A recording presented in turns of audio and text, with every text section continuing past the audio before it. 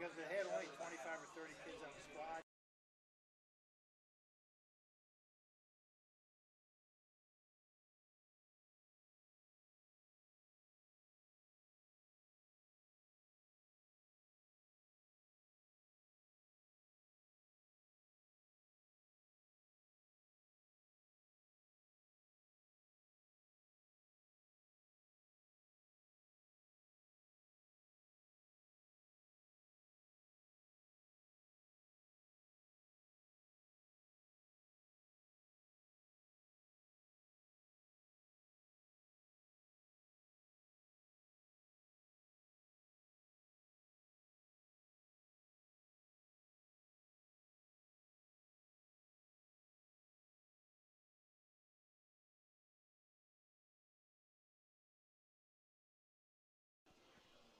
Got about a minute. I'm Matt Wolford, president of the IHSAA Foundation, and we need your help. We need your help so the youth of our community can develop advanced leadership skills. We need your help giving high school administrators and coaches the instruction and insight they need to be better role models and teachers. To learn more or to make a tax-deductible contribution, go to ihsaafoundation.org. You'll not only be contributing to the foundation of the IHSAA, you'll be contributing to the foundation of our community. Well, I certainly don't see the big.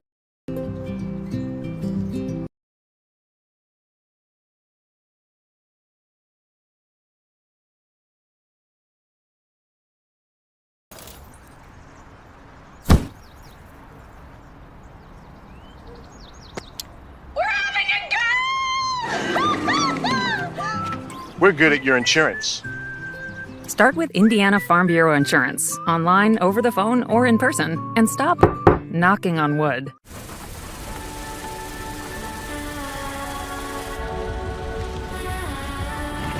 You're good at keeping the car clean.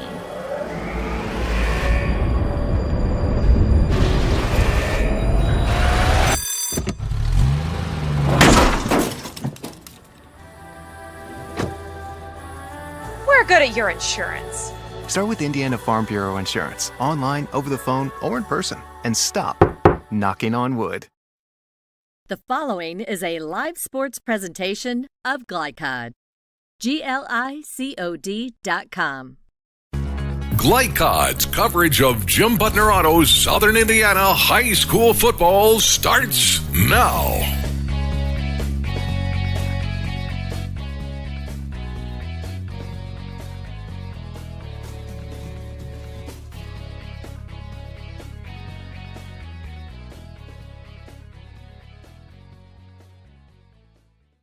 Southern Indiana High School football. Welcome to Glycod.com's coverage tonight as we bring you action as Clarksville, the Generals, host the Providence Pioneers. My name is Jim Tyree. Along with me is Coach Cass, Jim Kazmarek, as we talk about this game a little bit, get you set for the kickoff here tonight. Coach, let's begin with the records of these two teams. They're both 1-2 as they come into this game tonight, and they've been playing up in class a little bit.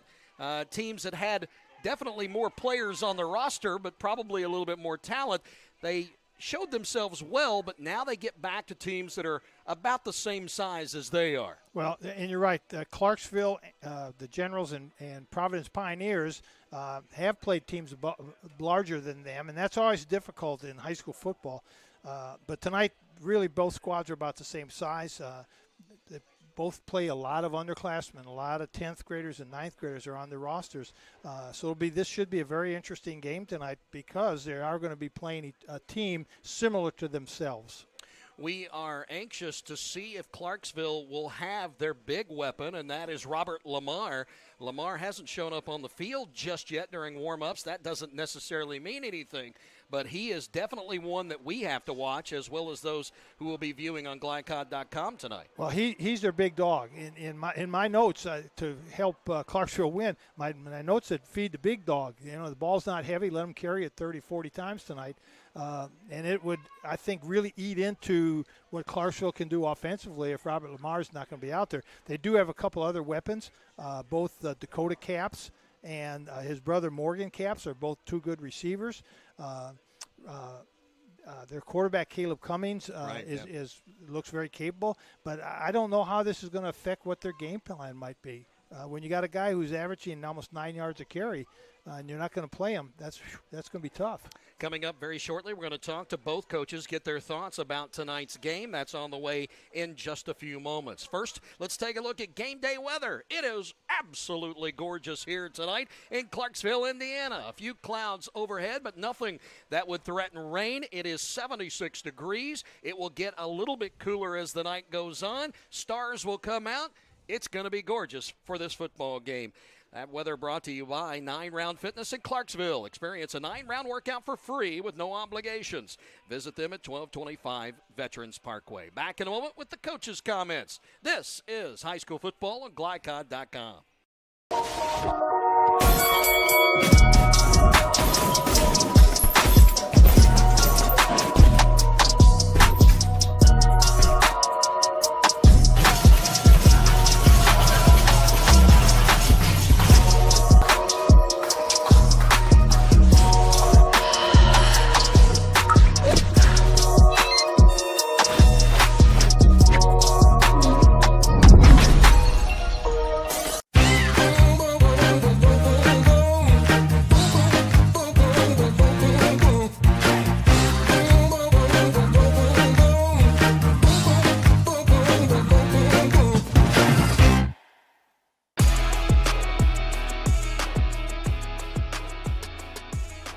Hi, I'm Isaiah. And I'm Grant.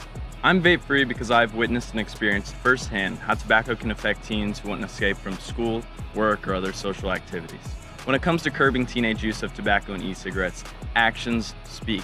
Voice Indiana engages, educates, and empowers teens throughout the state to take action by promoting and celebrating a lifestyle free of tobacco and e-cigarettes. Find out how you can be part of the statewide youth empowerment movement and help end teenage nicotine use by going to voiceindiana.org. I'm a tailgater tailgating to get to my tailgate. I can't go anywhere. But you're so busy watching me tailgate that you don't see the one in front of you. And your cut rate car insurance, it might not pay for this. So get Allstate and be better protected from mayhem. Like me. Contact Floyd Snobs and Jeffersonville Allstate agent Packy Page today. This edition of Coach's Comments is brought to you by Allstate agent Packy Page, with offices in Floyd Snobs and Jeffersonville. To find out how Allstate can put you in good hands, or for a free quote, call Packy at 812-202-7271.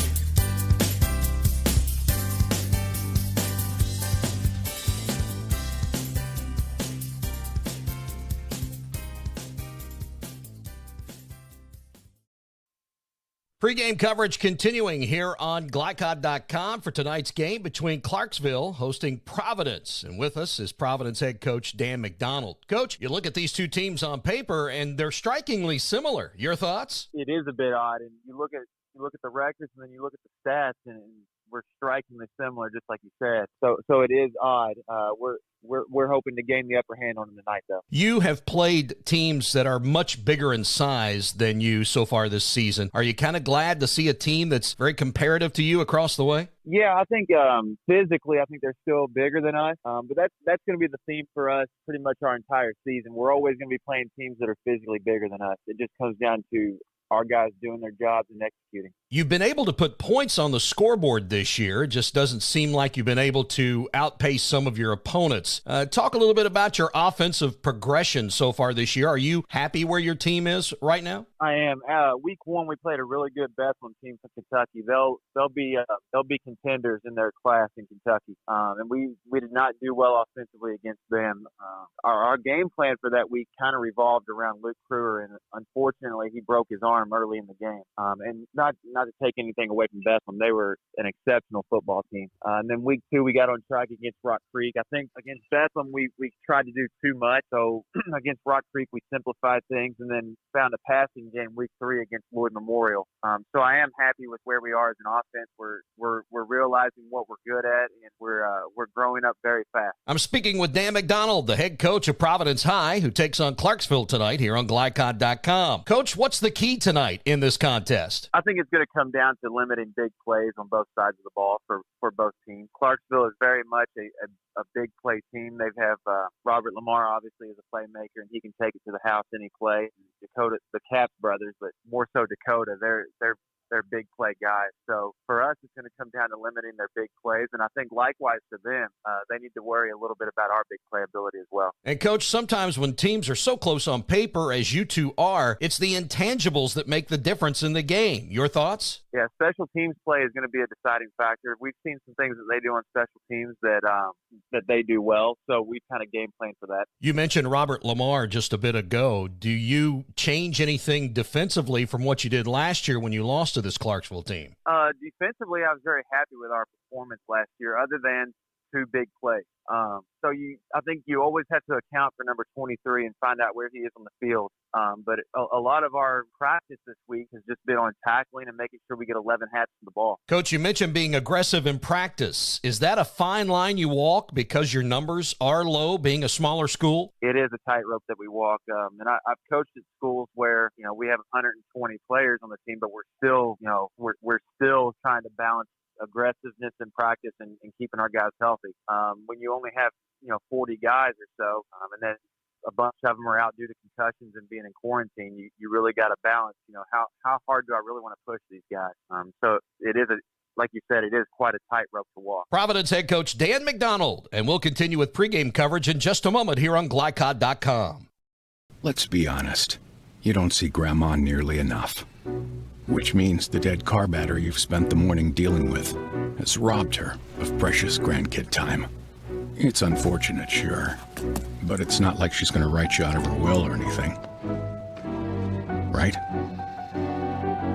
When you need to be there, you need an Interstate. The car battery auto techs prefer. Come by Interstate Batteries, 1510 Production Road, Jeffersonville. This second shift. This old pair of pants. This staycation. This brown bag lunch. At American Family Insurance, we understand what it takes to make your new kitchen, that new car, or your new house a reality. It's the same as it takes to protect it. To protect your new life, your future, your dreams. Yes, I'm a dreamer. Nobody wants to be told that they have cancer. When you find out that you have cancer, you want to make sure and try to get it treated as quickly as possible. That's what Priority Radiology did for me. The time they saved me from fretting about it is something I can't repay. They got me my results within 3 hours. It's unheard of to get that kind of results that quick. I can't hardly tell you how important that was for my mental state. It really helped me get through that day. A proud supporter of the Providence Pioneers and Southern Indiana High School athletics, Mack Construction is a second-generation company that provides quality workmanship in heavy civil construction, asphalt, and streetscape while maintaining focus on worksite safety and productivity. Put Mack Construction's nearly 40 years of award-winning service to work for your project. For more information, visit mackconstruction.com. Mack Construction. Experience. Reputation. Solutions. You're watching Southern Indiana High School football from GlyCod.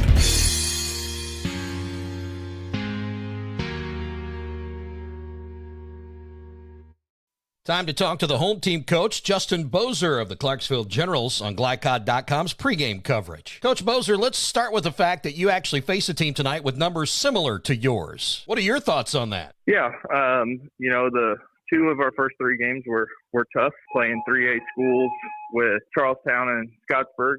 But, we look forward to kind of the back half of our schedule where we're playing more 1A, 2A teams. Last year, you played this team, you won, and the MVP was Robert Lamar. You have him again this year. What kind of luxury is that for your team? Robert's the rock of our team. He's there every day at practice. He's a leader. He doesn't get too high or too low. He's someone that you're going to depend on. And this year we're needing to depend on him even more on defense as well. We're talking with head coach Justin Bozer of Clarksville High, whose team plays Providence tonight. Coach, both of these teams have low numbers on their roster due to their school size. Do you find it difficult to find a balance between practice and being aggressive and making sure you're healthy on game night? That's something that we've always had to have a concern since I've been at Clarksville with our numbers. You want to try to get physical at least once a week in practice, but at the same time, you can't afford a guy to go down or two guys to go down in a tackling drill. So we've done a lot of, we have the tackle wheels, we have the tackle dummies. We do a lot of that. This week we are actually able to, run a drill where we could get a little more physical. It's one of our best tackling drills that we've had in the 4 years that I've been here. More than half of your roster, Coach, 9th and 10th graders.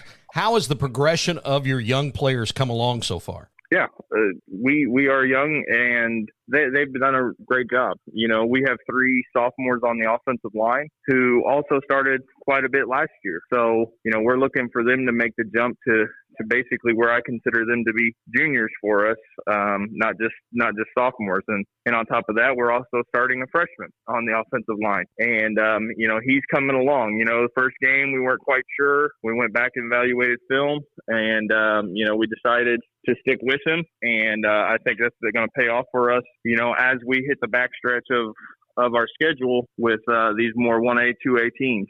And then you look at, we've been able to play 2 JV games so far, and continue to try to develop these freshmen and sophomore. And tonight's going to pay off because we're going to have to start yet again another freshman for us on defense. Finally, Coach, just a real quick key. What's the key tonight in tonight's game? Stopping the run. That's always our biggest point of emphasis on defense.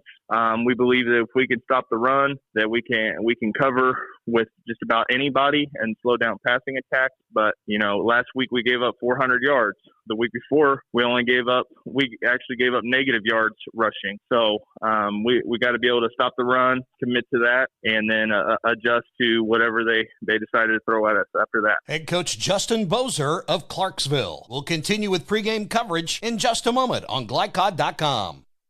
Busy, always on the go. And when your car needs repaired, you need it done right. At Call's Body Shop, you can make an estimate appointment to better serve you. Just call 812-949-5245 and schedule a time that fits your schedule. They're open Monday through Friday, 8 to 5, and are family owned and operated. They've been serving Southern Indiana since 1954 at 2801 Mount Tabor Road in New Albany. It's your car, and you have a choice on your repair. Call's Body Shop. Can they fix it? Yes, they can. Drug use in adolescence or early adulthood can have a serious impact on a teen's life. Teenagers who use marijuana are more likely to have lower grades, even drop out of school. They may also suffer from impaired driving, higher levels of anxiety, and depression. We all want to see the youth in our community succeed. Regardless of your stance on marijuana, we can all agree that it is not right for teens. Paid for by Drug Free Communities, the Department of Mental Health and Addictions, and Our Place.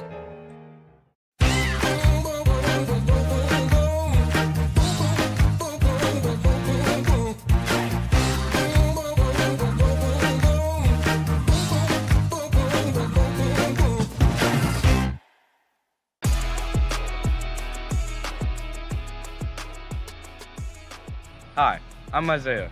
And I'm Grant. I'm vape-free because I've witnessed and experienced firsthand how tobacco can affect teens who want to escape from school, work, or other social activities. When it comes to curbing teenage use of tobacco and e-cigarettes, actions speak. Voice Indiana engages, educates, and empowers teens throughout the state to take action by promoting and celebrating a lifestyle free of tobacco and e-cigarettes. Find out how you can be part of the statewide youth empowerment movement and help end teenage nicotine use by going to voiceindiana.org. The second game of the season, I popped my shoulder out of socket, so I went to the doctor a few weeks later, and they referred me to priority radiology to get an arthrogram. It was about a day later that they told me the news that I tore my labrum. Since I got the results back so quick, I got to start doing physical therapy and everything quicker, which made my recovery process a lot quicker, and I'm thankful for priority radiology for getting the results back that fast. Hi, this is Sheriff Jamie Knoll of the Clark County Sheriff's Office reminding you to please buckle up, wear your seatbelts, and refrain from texting while you're behind the wheel. Your safety is our priority. Enjoy the game.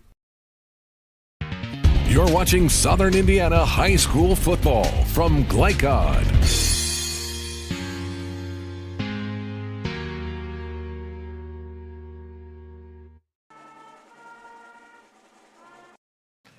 I'm your cat. And ever since you brought me home that day, I've been plotting to destroy you. This is a billion years of tiger DNA just ready to pounce. And if you got the wrong home insurance coverage, you could be coughing up the cash for this. So get Allstate and be better protected from mayhem, like meow. Contact Floyd Snobs and Jeffersonville Allstate agent Packy Page for a quote today. Hi, this is Sheriff Jamie Knoll of the Clark County Sheriff's Office reminding you to please buckle up, wear your seatbelts, and refrain from texting while you're behind the wheel. Your safety is our priority. Enjoy the game. Dr. Carter's office, Annette speaking. How may I help you? From your very first call, the warm personal care from Dr. Todd Carter and his friendly staff at Carter Family Dentistry will put you at ease. Dr. Carter can take care of you and your family's dental needs, from gentle cleaning to complex procedures. Visit drtoddcarter.com to learn why generations put their trust in Dr. Carter for their dental health. Or to schedule an appointment, call Annette or Joyce at 812-944-5155. Located at 809 Mount Tabor Road in New Albany. Dubuque County Fair is about to get its face melted! Yeah! 1 second. I guess their faces are safe. Shut up, Jeff. Yeah, Jeff, shut up. Shut up, Jeff. I don't need your help. Just like what happened in Pittsburgh. Never mention Pittsburgh! When you need to be there, you need an Interstate, the car battery auto techs prefer. Come by Interstate Batteries, 1510 Production Road, Jeffersonville. As COVID-19 continues in our community, we are seeing increased cases in the younger population. While severity may be lower, there are still many health issues associated with infection, risk of transmission to other vulnerable citizens, and increasing the rate of development of variant strains. This is why the CDC recommends you get vaccinated. For more information or to schedule a COVID-19 vaccine or test, visit www.clarkhealth.net. Again, that's www.clarkhealth.net.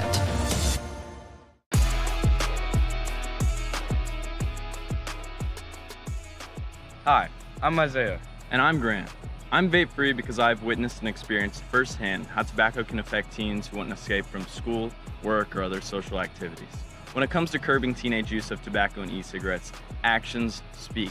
Voice Indiana engages, educates, and empowers teens throughout the state to take action by promoting and celebrating a lifestyle free of tobacco and e-cigarettes. Find out how you can be part of the statewide youth empowerment movement and help end teenage nicotine use by going to voiceindiana.org. You're watching Southern Indiana High School football from Glycod.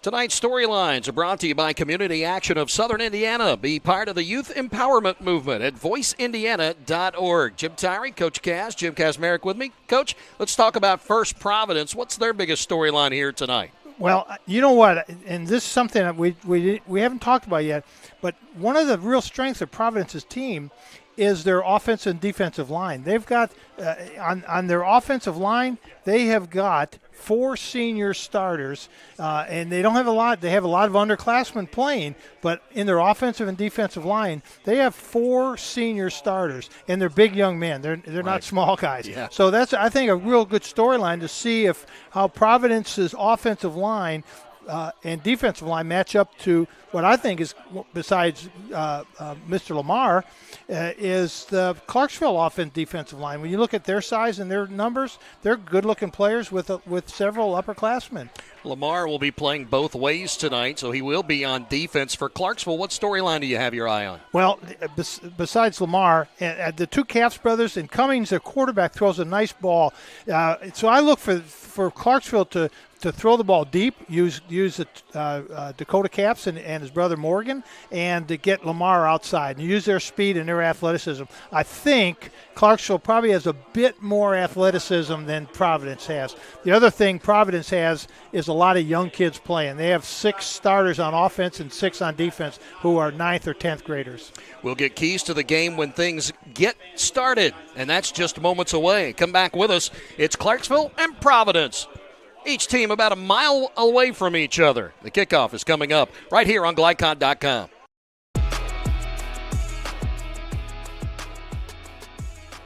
Hi, I'm Isaiah. And I'm Grant. I'm vape-free because I've witnessed and experienced firsthand how tobacco can affect teens who want to escape from school, work, or other social activities. When it comes to curbing teenage use of tobacco and e-cigarettes, actions speak. Voice Indiana engages, educates, and empowers teens throughout the state to take action by promoting and celebrating a lifestyle free of tobacco and e-cigarettes. Find out how you can be part of the statewide youth empowerment movement and help end teenage nicotine use by going to voiceindiana.org. The only name you need to know for all your auto repair needs is Voyner's Auto and Truck Repair. Sure, our name might be hard to say, but we can fix everything no one else wants to fix. Big or small, we can do it all. Foreign or domestic, if it needs repair, Voyner's can handle the job. The only thing high-tech about us is what we do, and we're upfront with you and we'll do the job right. One thing we have to sell is our time, and we won't waste yours. Voyner's Auto and Truck Repair. Family-owned since 1981. Call us for all of your auto repair needs.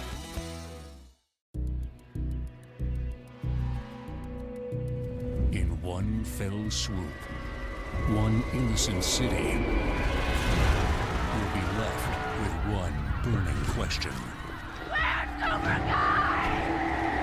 What? No. When you need to be there, you need an Interstate, the car battery auto techs prefer.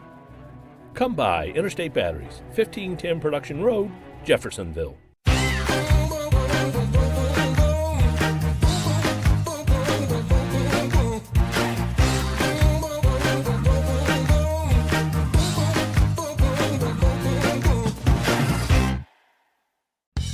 From Glycod, it's Jim Butner Auto's Southern Indiana High School Football.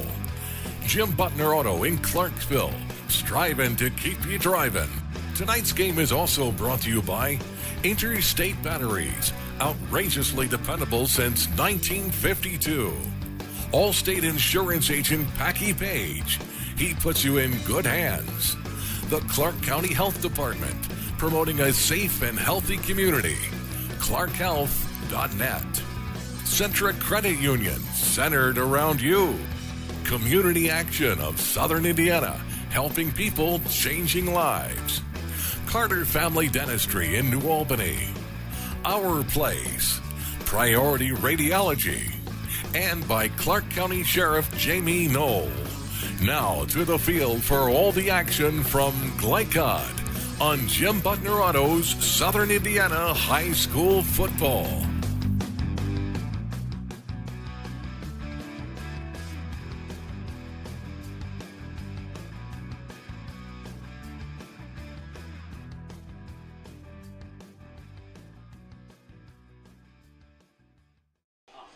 Welcome back, Clarksville High School here in Southern Indiana. Tonight, it's Clarksville hosting Providence, and we're moments away from the kickoff. I'm Jim Tyree, along with Jim Kazmarek, Coach Kaz, as we will get set for this kickoff. Providence won the toss, chose to go on offense first. They will receive. They don't have anybody very deep. They have 2 wideouts standing at their own 20-yard line in Thomas Lynch and Cade Unruh. But we'll see what Clarksville decides to do here. Eric Ramirez, the junior, is going to be kicking the ball.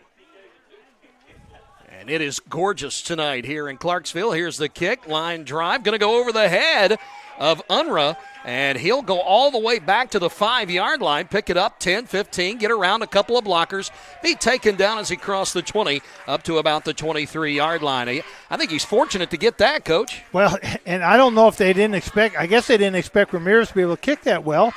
Scouting report probably told him to play up on the 20.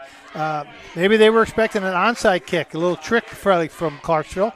But Ramirez certainly has the leg. Let's go with the starting lineup here of Providence. The quarterback, Carter Lannon. The running back is Thomas Lynch, who was on that return play a moment ago. And then the wideouts, they'll go with Unruh, Stoner, and Wall. We'll get to the line in a moment. Here's the first play. It's a handoff to Lynch, and he's caught in the backfield and dropped for a loss all the way back to the 20-yard line. Then dropped by Isaac Chavez, the defensive lineman. He's just a sophomore, 5'8", 234, but he's a good one. Yeah, and a lot of penetration for Clarksville to start with. That's surprising. But when I said I think this game is really going to come down to offensive and defensive line play. Across the front, Providence goes 215, 215, 270, 220, and 275. Here's the snap. Quick outlet to the receiver Lynch coming out of the backfield, and he's going to get positive yards back to the 25 and maybe the 26-yard line. It'll be a gain of 6 and bring up third down and long. Yep, Robert Lamar in the tackle. He does it all for Providence. He'll I don't know if he drove the bus over here or not, but he will do it all. He'll be selling popcorn before the game is over. He might be doing that too. 5 wide for Providence here as Lannon will look with nobody in the backfield down the field. And a flag. Somebody moved, and I will almost bet you this is on Providence. Yep. It is a false start. Somebody got a little extra step on that play. And so they negate that pass yards they got on second down, and they are going to be behind the sticks here, Coach. It'll be third and about 12. Well, and they should just, if it's not a draw play or a screen pass, I suspect they're going to go 5 wide and try to hit what I call the bubble screen, one of those 3 wideouts on the left side. Extra defensive back in for the black-clad Clarksville Generals. Same setup, 3 to the left, 2 to the right, and it's going to be Lannon running out of that formation. He's caught and brought down by the linebacker, Max Scouten, coming up and taking him down at the 25-yard line. Yeah, and Max Scouten, 5'10", 232. That's a big young man for a linebacker. He's only a sophomore. Momentarily, we'll get to the keys to the game in just a moment after the punt here. Coming on to kick it away is Charlie Scott, sophomore, 6'1", 175. Lamar standing at his own 45-yard line. Here's the punt, short, wobbly. Going to take a Providence bounce to get into Clarksville territory. But nonetheless, they're going to get great field position to start their first offensive series at the 48-yard line. It is a 28-yard punt. And what I liked right there, it's a little thing, but Lamar knew that ball, he was not going to get to that ball. He walked away from it. That ball can take some crazy bounces. A less seasoned player would have done something crazy like try to pick that ball up. Robert Lamar, seasoned. He knows how to play the game. Across the front for Clarksville, they go 214, 253, 272, 262, and 236. So they're a little bit bigger across the front. They're going to give it to Lamar, first chance, and he is chased from his original lane. He's going to get the edge after switching direction, stepping out of bounds as he got into Providence territory. Very close to the 45-yard line. They'll mark him down at the 47 or just inside. Yeah, and Providence does a good job of penetrating, cutting him off. The backside's got to contain. They can't all chase Robert Lamar. Somebody has to contain that backside because Robert Lamar will stop and cut back. That's like an individual reverse. So he got 6 when he should have been dropped in the backfield. Lamar with the first run of the afternoon in his column. 2nd and 4 coming up now from the 47 of Providence. They'll turn and give it to him again, right into the middle of the line. He'll get to the 45 and then turned back. At that point, gang tackled, led by Providence's linebacker Luke French coming up into the gap. It's going to make it 3rd and a long 2. There's a ball just inside the 45 of Providence. They'll need to get just shy of the 42-yard line for a first down. Well, and look for Max Scouten, the number 40, the linebacker. Is also their fullback. Look for him to be the lead blocker for Robert Lamar. So 3rd and a long 2. Here's the handoff, Lamar, and he's caught and dropped for a loss. Wow, what a knifing through play that time by the linebacker. Coming in for Providence was Roy Shrout, the senior, and he's a heady player. He is. Good play by him.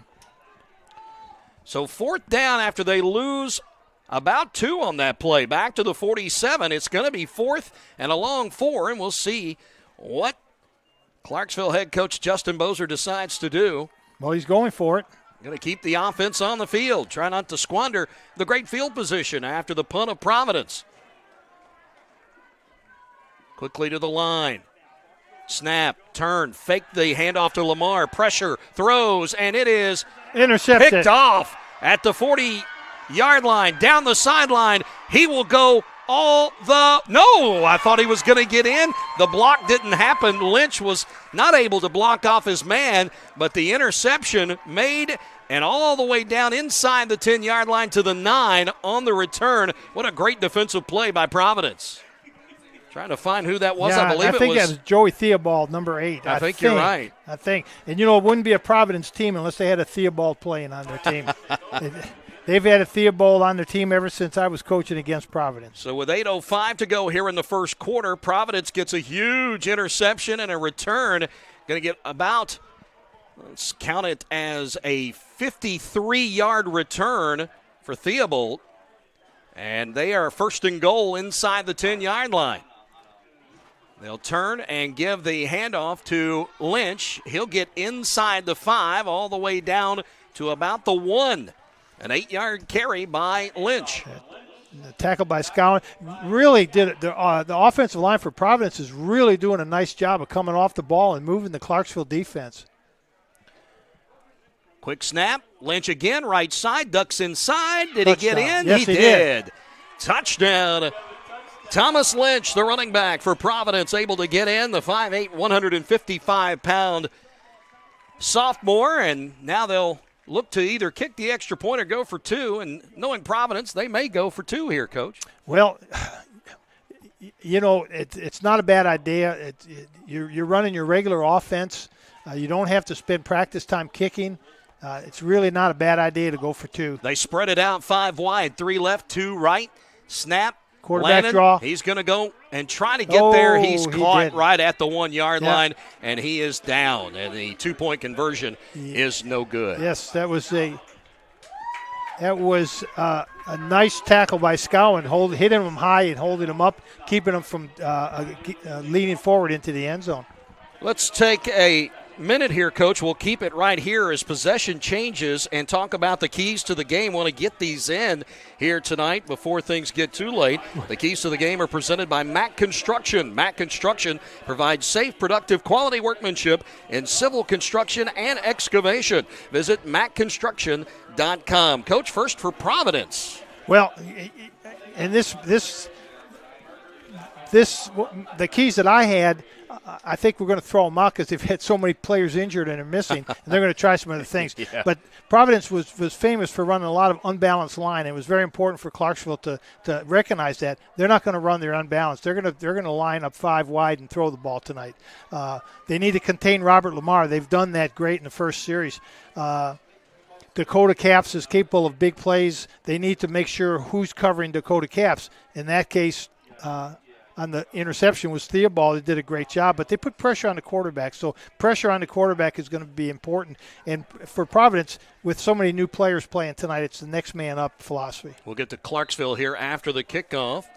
Billy Hoke on to kick it away, and it's a sky kick, angled to the sideline, taken at the 30, and the big running back, Scowden, able to get up to about the 35. They'll give him the 36. It's a 6-yard return here tonight. Now, let's talk about Clarksville's keys. Coach, what do you think that the Generals have to do? Well, again, use your athleticism. They've got, I think, a little bit edge on athleticism. Use that to your advantage. Get the 2 Caps brothers and Cummings throwing the ball and Robert Lamar out wide. The first series, they were trying to dive him inside.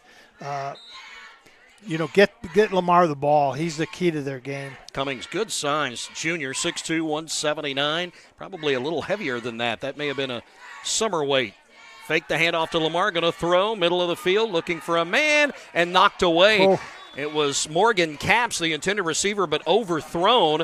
The defensive back for Providence that had a better shot was Brian Wall, and Capps turns into a defensive back. And Capps did a really good job of keeping that ball from being intercepted. A very heady play on his part. I'm not so sure that the long passing game is what is Clarksville's strength. 6-0 our early score. We've played a half of quarter one. Providence 6 points off turnovers as they got a big interception from Joey Theobald and a 53-yard return that set them up for the Thomas Lynch touchdown run. And now second down, and Lamar started right, cut back to the middle of the field, able to fall backwards across the 35 to the 38-yard line. It'll set up about third and medium, about 3rd and 7. Yeah, Theobald and Unruh on that tackle, coming from both their linebacker or secondary positions. They've forced Clarksville now into 2 third downs. Clarksville went for it on 4th down through the interception. We'll see what they do here. 3rd and a little more than 7 from their own 38-yard line. Tight formation, a wide out to either side as you see. The wing is over on the right side. To throw, Cummings throws, finds a man off target. Not able to hook up with Dakota Capps, the senior, who was over on the right side, threw it a little bit outside of his range. So now another 4th down for Justin Bozer and Clarksville. I think they may punt this one. Yeah, they're bringing some people in, and one of those is probably their punter. I think you're right. It's Rodriguez. Yeah, or, pardon me, Ramirez. Yeah, the kicker. Good strong leg on the kickoff. Let's see what he can do as a punter. Back deep for Providence is Brian Wall, the sophomore wide receiver. He's standing at his own 30-yard line. Ramirez feet inside the 25, awaiting the snap. And the kick got a little, nice hang time. Fair catch called for by Wall, and he falls forward with the football at the 37-yard line, and that's where Providence will take over. Yeah, and Wall does a good job of catching that ball. We talk about this all the time, but there's so much hidden yardage during the game. 25-yard punt. Yeah, not bad, though. By Ramirez. It was the hang time that was the key. So if Wall doesn't catch that ball bounces another 10 or 15 yards down the field. Right. That's 15 more yards that they would have had to make up on offense. Providence going to work again for the 3rd time, their 3rd offensive series. And Lannon awaits the snap, hands it to Lynch, tries the right edge. Flag coming in. Lamar made the tackle as Lynch made it to the 40. Maybe a hold here, Coach. I think so. I think number 77 from Clarksville, Isaac Chavez, was held. And that is the call. Coach's eyes. Well, you're sharper than I am, Coach.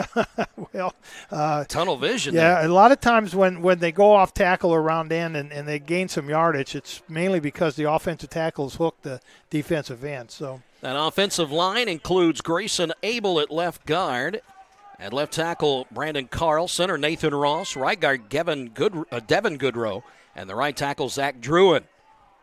Lannon will pull it out of the belly, try to run himself, and waiting for him was big Isaac Chavez. He has made a couple of tackles in the backfield tonight. Lannon loses about 4. Yeah, he's been a force. That's the 3rd or 4th tackle that he's made in the backfield. Chavez 5'8", 234, probably a little bit taller than that.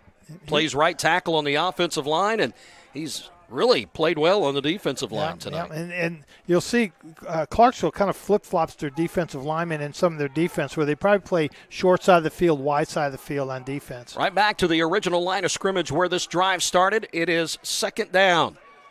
And they fake the handoff. Lannon will roll to his left, throw downfield, has a man, can't get there. Intended for Cade Unruh, and Unruh not able to stretch out and pull that one in. Well, yeah, and I'm sure Providence didn't intend to have 3 receivers all in the same area because it drew 3 defenders all to that area also, although it was a nice pass.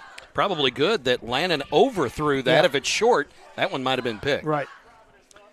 So Providence now with 3rd and 10 from their own 36-yard line. The score 6-0 here, 5:42 to go in the first quarter. Little pistol look here by Lannon. 2 wideouts left, 1 right, going to throw. Looks left, going to lock in and throw it down the field, and it is incomplete, and there's the flag. Went back to the same receiver, Cade Unruh, and Unruh gets a little bit of a hand on him. Coach, I'm not sure if Lamar pushed him, but he had his hand there. Yeah, there was a hand on his hip, and that referee, that back judge, has a lot better view than you and I do up here. And it did look to me like it was going to be a pass interference. Actually, it wasn't Lamar. It was actually Morgan Capps that they're going to call this on. He's pleading his case to the official. Your officiating crew tonight from Evansville. That area, Mark Craig, the ref, Chris Stratton, the ump, Bo Dedman, the back judge, Roy Hostetter, the line judge, and Dennis Labhart, the head linesman. It's a first down. No, actually, it's not a first down, as the pass interference 10 yards does not get them the first down. It's 3rd and 8 now. And a handoff up the middle. Falling forward is Craig Bratcher, and he's still rolling, and he gets the first down. Yeah. Bratcher just took it upon himself to say, I'm going to move these sticks. You know, and he was stopped at the line of scrimmage and gained 10 yards past that. And this is one of the things that Coach Brozier was talking about, is how they worked on tackling, because they needed to work on tackling, and that was some very poor tackling on that part.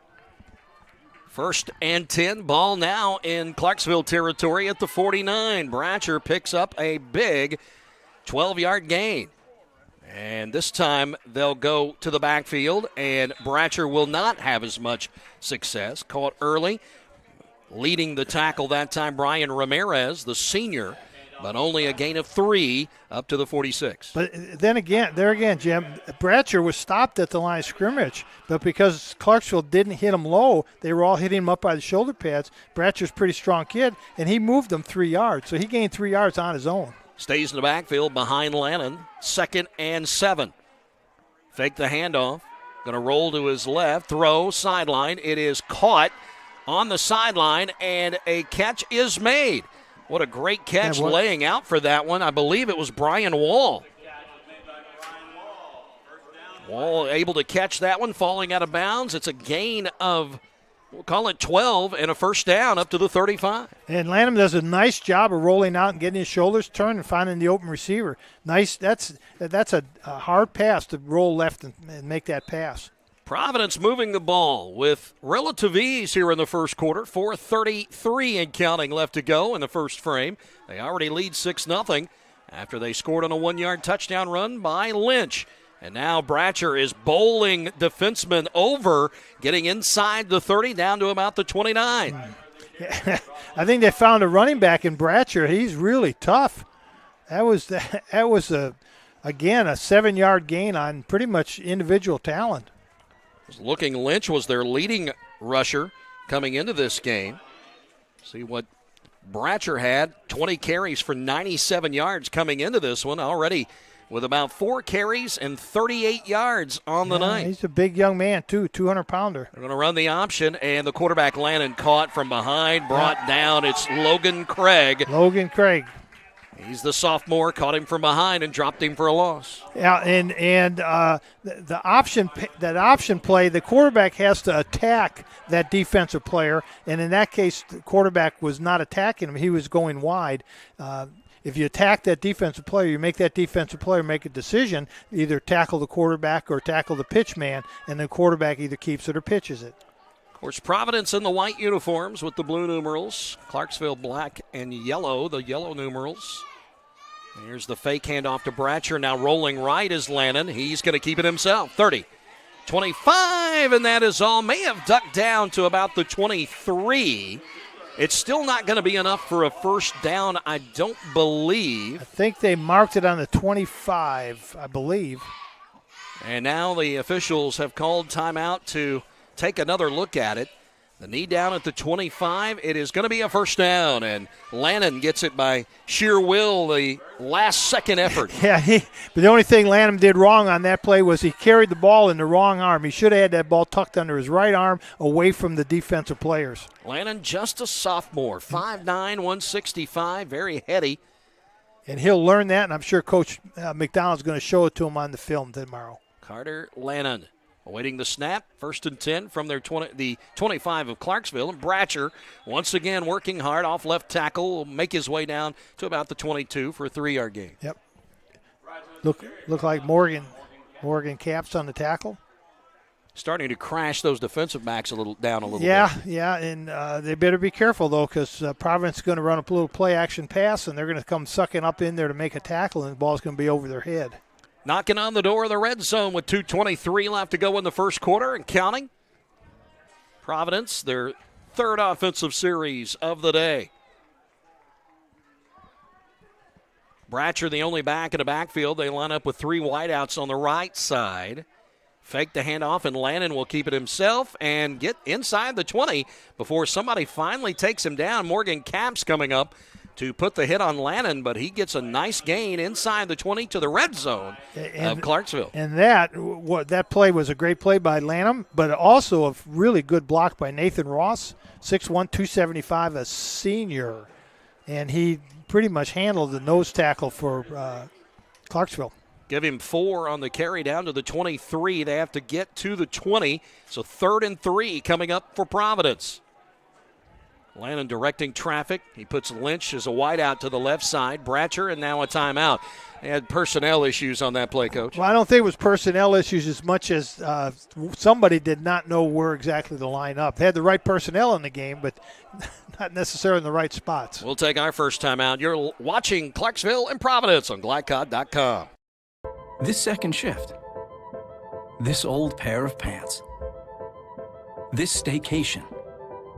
This brown bag lunch.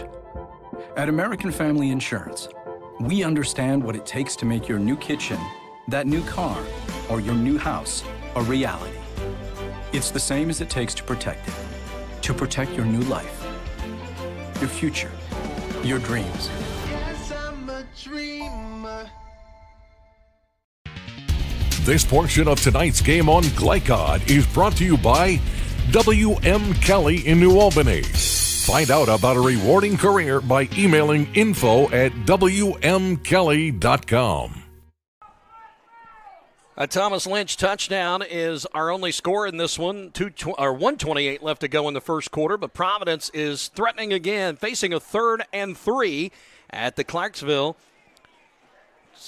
Call it the 18. Call it the 18-yard line. They have to get to the 15. Yeah, Clarksville's in man coverage. So look for them to bring the house on a stunt here. Bratcher and Lynch in the Nope, backfield. they didn't. They fake it to Bratcher, go to Lynch, and he's caught. Robert Lamar comes in to make the tackle on Lynch. It'll bring up 4th and 3. Big play by Robert Lamar. I'm telling you, that guy can do it all. He had 21 tackles coming into this game. He's already got a couple tonight, so add to that total. One of the leading tacklers for Clarksville. 4th and 3, and Providence will keep the offense on the field. Bratcher in the backfield, but 3 wide to the right side. Snap, handoff, they give it to Bratcher, and he will get the first down inside the 15, still running after he bounces off a tackler and gets into the end zone. A tough 18-yard run by Bratcher. And Bratcher is a tough – did you see how he just kept his feet moving, just kept driving forward? He smelled that end zone. He wanted in there. Big-time run for Bratcher. Tough running in this last series, and a little bit before that as well. Craig Bratcher, senior, gets an 18-yard touchdown run. And the 2-point conversion attempt coming from Providence. See what they come up with offensively here. For Bratcher, that is his first touchdown of the year. And the 2-point conversion, Lannon fakes a handoff. They had a broken play, and Lamar is going to bring down the quarterback, Lannon, and they're going to call it dead. Yeah, well. So the 2-point conversion is no good. I think Lannon turned to hand off to somebody, and he wasn't there.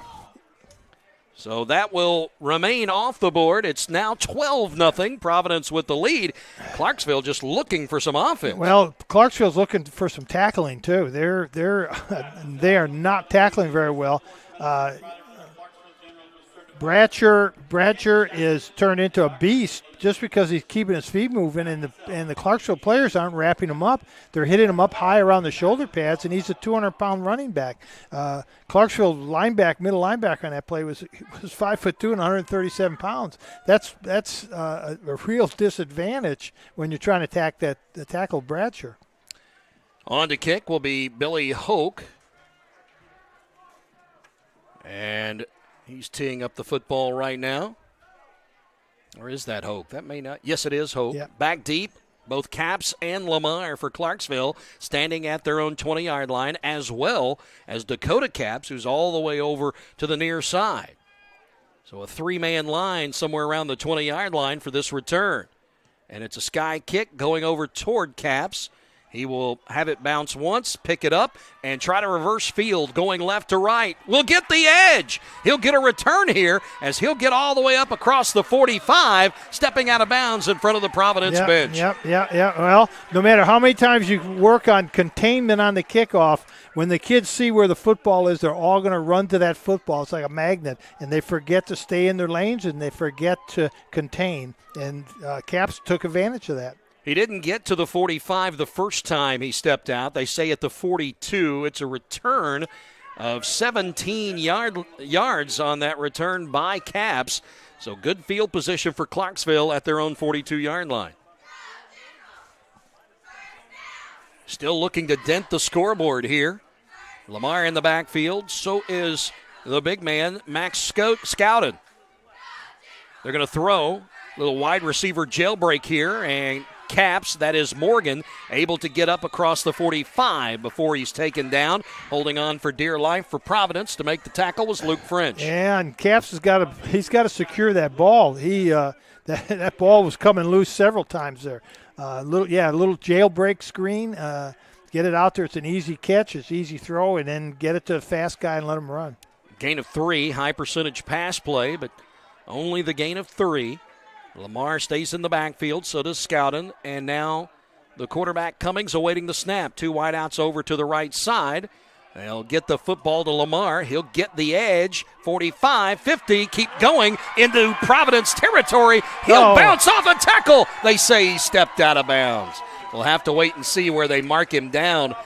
But somebody just got enough of him over on that sideline. I think it was Lynch to knock him out of stride, and he stepped on the sideline. Yeah, and that play, Jim, was Robert Lamar all alone. I mean, he had few blockers and just did a great job of accelerating. That's the end of the first quarter. Back for the second in just a moment on GlideCod.com. COVID-19 continues in our community. We are seeing increased cases in the younger population. While severity may be lower, there are still many health issues associated with infection, risk of transmission to other vulnerable citizens, and increasing the rate of development of variant strains. This is why the CDC recommends you get vaccinated. For more information or to schedule a COVID-19 vaccine or test, visit www.clarkhealth.net. Again, that's www.clarkhealth.net. Let's be honest. You don't see Grandma nearly enough. Which means the dead car battery you've spent the morning dealing with has robbed her of precious grandkid time. It's unfortunate, sure, but it's not like she's going to write you out of her will or anything. Right? When you need to be there, you need an Interstate. The car battery auto techs prefer. Come by Interstate Batteries, 1510 Production Road, Jeffersonville. You're watching Southern Indiana High School football from GlideCod.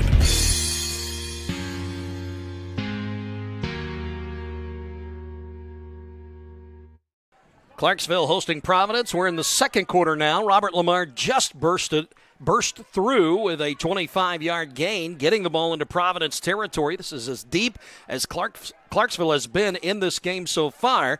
A 25-yard run to set them up here on 1st and 10 from the Providence 30-yard line. Looks like Cummings is going to throw, going down to Capps, way over Capps and everybody else down at the goal line.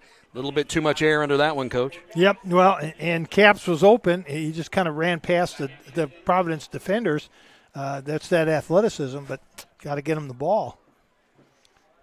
They had 2 defensive backs back there with him as well, as they had Hoke back there, or pardon me, not Hoke, Brian Wall was stride for stride, as well as Cade Unruh. And now 2nd and 10 coming up from their 30. Lamar will go in motion over and set up wide to the right side, 2 to the left. They'll go to the big man in the backfield, and he's caught immediately. Coming low, Luke French, and he held on as he got help from the big lineman Grayson Abel, and they drop him for a 1-yard loss back to the 31. Yeah, and I know with moving Robert Lamar out of there and putting him as a wide receiver, they were hoping to get Providence to move a linebacker with him. They didn't do it, so Clarksville was really outmanned then. 3rd and 11 now after Clarksville got the big run from Lamar at the end of the first quarter. They would not want to squander this opportunity being deep in Providence territory. Their best field position yet. Cummings to throw, gets pressure, throws. Wide open is Caps at the 25. He'll get the first down after he got out of a foot tackle inside the 20 down to about the 16. Yeah. Good move by Morgan Caps. Yeah, that was a nice pass because the wide receiver took all the defenders with him. The Caps just stood in the void. Easy pitch and catch. Another first down and red zone time for the first time in this game for the Clarksville Generals. Yeah, well-designed pass play there. 17 is where they'll start with this series of downs. The big man scouting right next to the quarterback Cummings. Lamar behind them, and a whistle blowing as somebody called timeout. Let's wait and see where they're going to say that one is charged to Providence. So timeout, we'll take it too. Back in a moment on GlideCod.com. Is a credit union different or better? As a full-service credit union for the communities we serve, Centra offers competitive rates, online convenience, and a solid network of branches and ATMs. But we think we offer something more. They looked at me as a person, not a number. I would say it's always been a good, personable experience, whether it's over the phone or actually at a Centra location. And we don't just listen to our members. We deliver new services, better rates, and lower fees. Visit Centra.org to learn more. You're watching Southern Indiana High School football from GlideCod.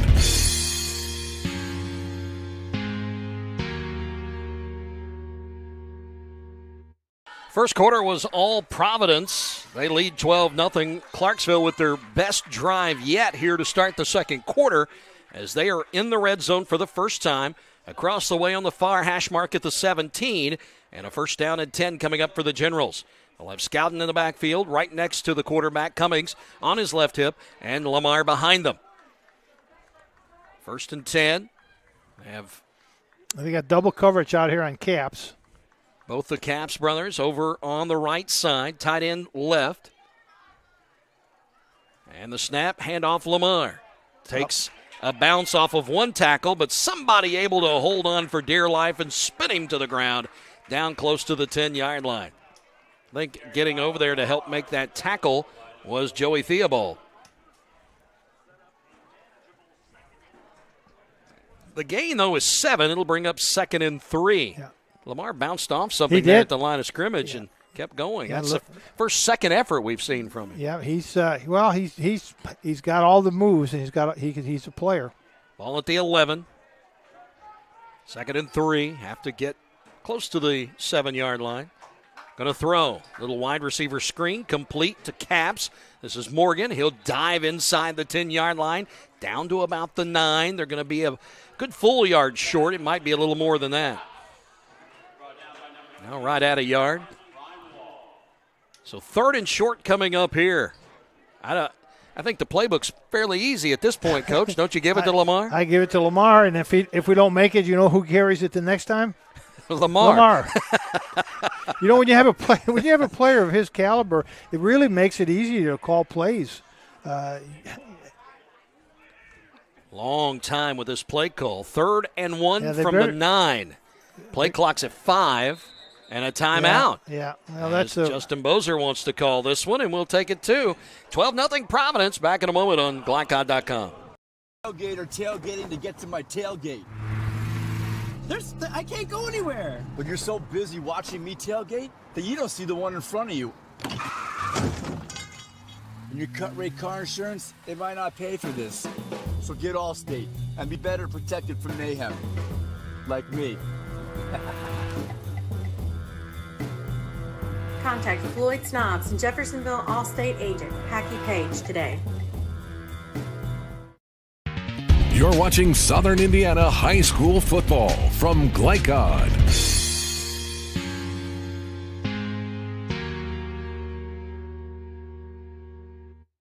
.9:42 left to go, second quarter. Providence leads 12-0, but this is the best drive of the evening so far for Clarksville. They're in the red zone inside the 10 of Providence at the 9-yard line.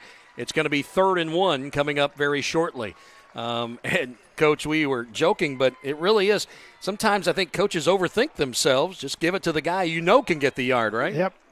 Yeah, and you do have a big offensive line there, and you've got some players that are upperclassmen. That's Chavez. Ryan Ramirez is a senior. John Dickerson, number 33, the tight end, is a junior. So you got some beef in there. Luke Kane, good size. He's a sophomore, but 272 up there. Yep. Can push his weight around. So let's see what Clarksville come up with. 3rd and 1 from the 9. Snap, gonna throw, looking, end zone. And Caps pulled it down. Touchdown, Dakota Caps. Dakota Caps. Yeah. Yeah, well, I think Dakota might have gotten away with a little bit of a push there. Just a little separation shove. Just a little separation shove. There you go. But certainly not what you and I were expecting, I can tell you that. And I think it caught the Providence defensive coaches off guard a little bit also. That's why they're getting paid the big bucks, yeah, right? That's for sure. That's why I'm up here, retired a long time now.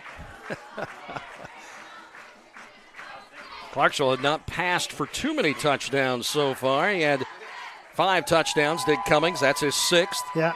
To go with 2 interceptions. Check on Caps here. They're going to go for the extra point kick, bringing on Ramirez. Yeah, Eric Ramirez. We know he's got a strong leg. Let's see if he can kick extra point or they can block for an extra point. Dakota Caps, that's his 3rd touchdown of the year. This one hit the crossbar and comes back into play, and the extra point is no good. Well, Clarksville gets on the board, cuts the lead in half. It's 12-6. Back in a moment on GlyCod.com.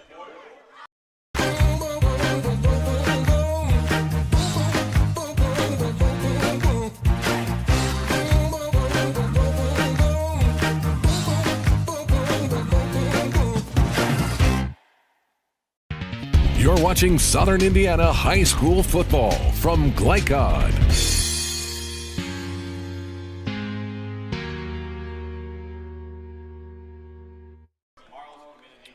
Back here at Clarksville, where the Generals got their first score of the evening, a 9-yard touchdown pass from the quarterback Caleb Cummings, his 6th touchdown throw of the year.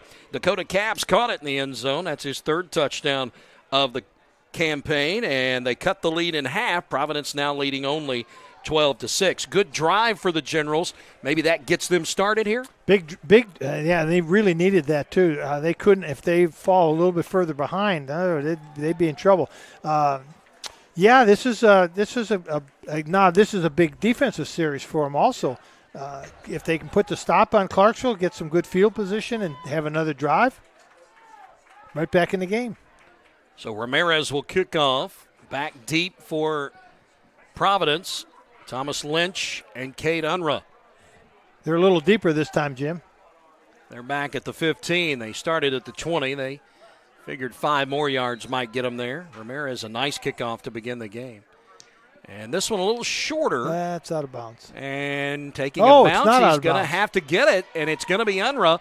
He starts up the left sideline, now has to cut direction the other way, and he's brought down at the 29-yard line. The pickup at the 21 will give him a return of 8 yards. Started one way and reverse course, so not able to get up the field very far. Yeah, Cade's 5'7", 150-pound sophomore. A lot of sophomores, a lot of young kids playing on both teams. You know, when I was coaching, of course, I was at a bigger school, had a lot more kids, but I always said for every sophomore I had to play, I was going to lose one game. At some point during the season, I would lose a game because so I don't even know what it would be like to have to play 5 freshmen. 1st and 10 from their own 29. They're going to hand off to Bratcher again. Bratcher caught in the backfield and dropped the tackle made by Brian Ramirez, a defensive lineman.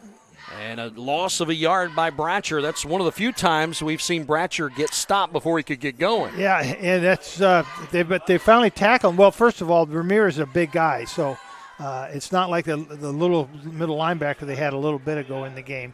But if you tackle him around the waist or down in the thigh pads, you're going to stop him. If you're going to tackle him on the shoulder pads, he's going to carry you. Lynch is the only back this time. 3 wide to the right, 1 left. They're going to roll out to throw. Lannon finds a man on the run, and Unruh brings it in. Turns upfield, gets tackled before he gets the first down.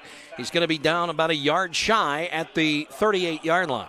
You know, that's a really interesting little play they run there, because if you can get that quarterback outside, if they can beat the containment on the line of scrimmage, then it puts the outside linebacker in a bind. Do I come up and contain the quarterback? Because if I do, he's going to dump that little pass off. If I don't come up, is he going to run? So we always used to tell our quarterback it's a lot easier for you to run and get that 5-10 yards than it is to throw a pass. So if that guy comes up on you, though, you're going to throw the pass. 3rd and a long one. They spread it out. 3 wide. Trips to the left to roll that direction. There it is again. Same and they're play. going to do it same play, and caught by Unruh, diving down right at the first down marker. I think he got enough, 2 full yards on the catch. Yeah.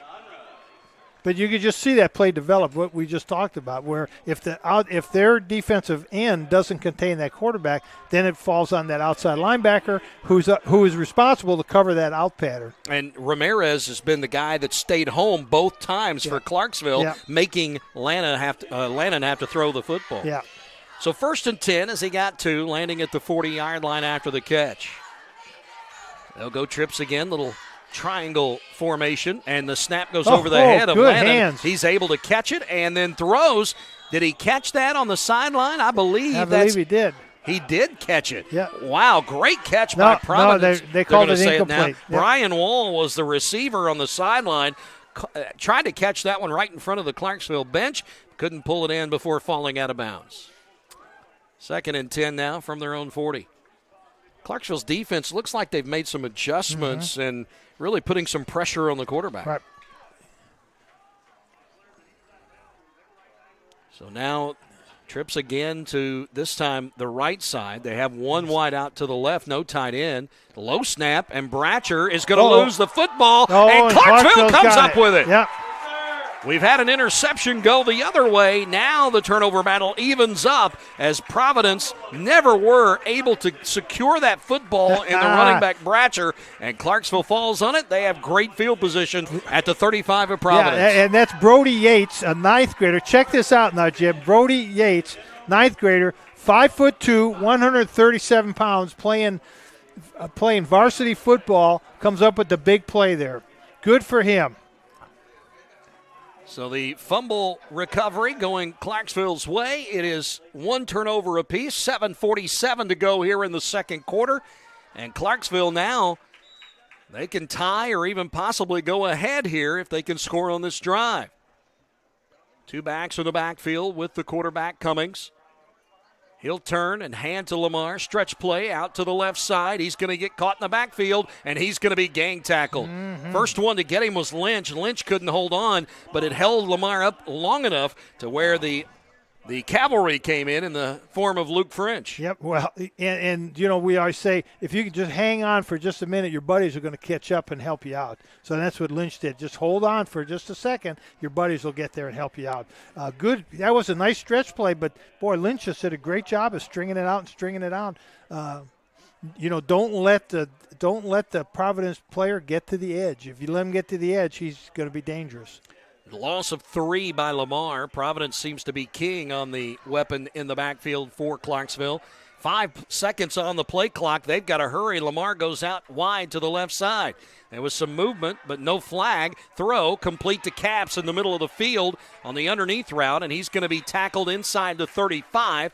First guy to get there was Nick Stoner, the freshman. They'll get decent yardage out of the pass play. Get inside the 35 where the drive started, but it's still going to be 3rd and 8, Coach. Well, now look for Clarksville to do a little hit, what we call a hitch and go. That he'll come out and do a stop, turn. The Providence defender will come up, and then he'll turn and sprint past them. Watch, see if they're not going to do a little hitch and go here. Dakota Capps over on the right side, never joined the huddle.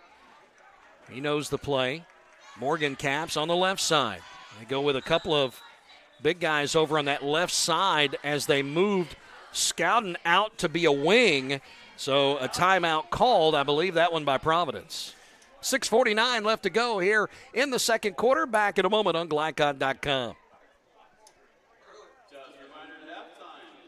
COVID-19 continues in our community. We are seeing increased cases in the younger population. While severity may be lower, there are still many health issues associated with infection, risk of transmission to other vulnerable citizens, and increasing the rate of development of variant strains. This is why the CDC recommends you get vaccinated. For more information or to schedule a COVID-19 vaccine or test, visit www.clarkhealth.net. Again, that's www.clarkhealth.net.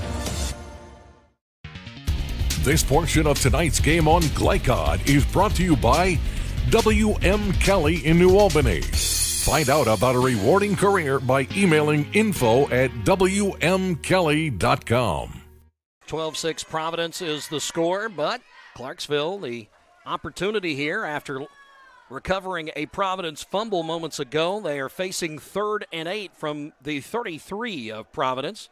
Jim Tyree, Jim Kazmarek with you guys. Coach Kaz bringing you the action of this game. This would be a big stop for Providence after having that fumble. If they can come up with a big stop here, this would be a real turning point in the game. I almost think that Justin Bozer may be 4-down territory for him. Punt wouldn't really get him anything. They're going to do the quick little Utah pass to the receiver coming around, and he got the edge. Caps first down inside the 20-yard line, finally taken down by Craig Bratcher, the senior, but not before the sticks will move. That's a big-time gain for Caps, and he's come up big a couple of times here tonight. He has to, and you see his athleticism showing now, and your Providence player had him in the backfield and missed the tackle, but here comes Dakota Caps is out and may have been rolled up on as he got tackled over on that sideline. Red zone time for Clarksville. He's going to be hobbling over to the bench and have that ankle looked at. 1st and 10 for the Generals. And timeout? Who called it? He's going to be. Play clock? I'm not sure the play clock we got expired. equipment. We have equipment. Oh, it's a chin strap wasn't buttoned. Gotcha. All right, we're ready to go now. 1st and 10 from the 19 of Providence. The drive continues for Clarksville. I'm thinking that the split end, number 10, they put in for Caps is probably not going to get the ball. They're going to turn and give it to Lamar. He finds a little congestion, backed out, then started again to the left side, able to get down close to the 15. Yeah, nice little jump move. Did you see how he got in the hole? Jump to the opening. It's a nice gain of 5, almost 5. Some of those things, Jim, you can't teach. Right. You can't coach That's instinct. that. Yeah. 2nd and 5 coming up. Got to get inside the 10-yard line for a first down. I had a great running back one year at Madison, and boy, he just had an instinctive ability to make the right cut when he was in the open field. I said, Don, how do you do that? He said, I don't know. I just do it. I don't know, Coach. Yeah. If you can bottle it, you can sell it. Yeah. Lamar's going to try to stretch this to the right side. He'll lose a yard, maybe 2 there. As a nice job of stringing that one out was Roy Shrout. Yeah. May have not been credited with the tackle, but he was the one that made that stretch to the outside. Right. So a loss of, we'll call it 2 and make it 3rd and 7. And another 3rd and long here for Clarksville. They've already converted one on a end around by Dakota Caps. Looks like he is back up trying to work that ankle a little bit, or he was. I think he's standing over there. Might be blocked by somebody else. And a shoe issue now with Lamar. Yeah. As the official had to call timeout. 5:11 left to go here in the second quarter. And Caps is over here on the sideline standing next to Coach Bozier. I thought he went back over there, so he's ready to go back in whenever they decide he can go. And now Cummings looks back, sees Lamar, waiting the snap. Will fake the handoff. He's going to keep it himself and tackled.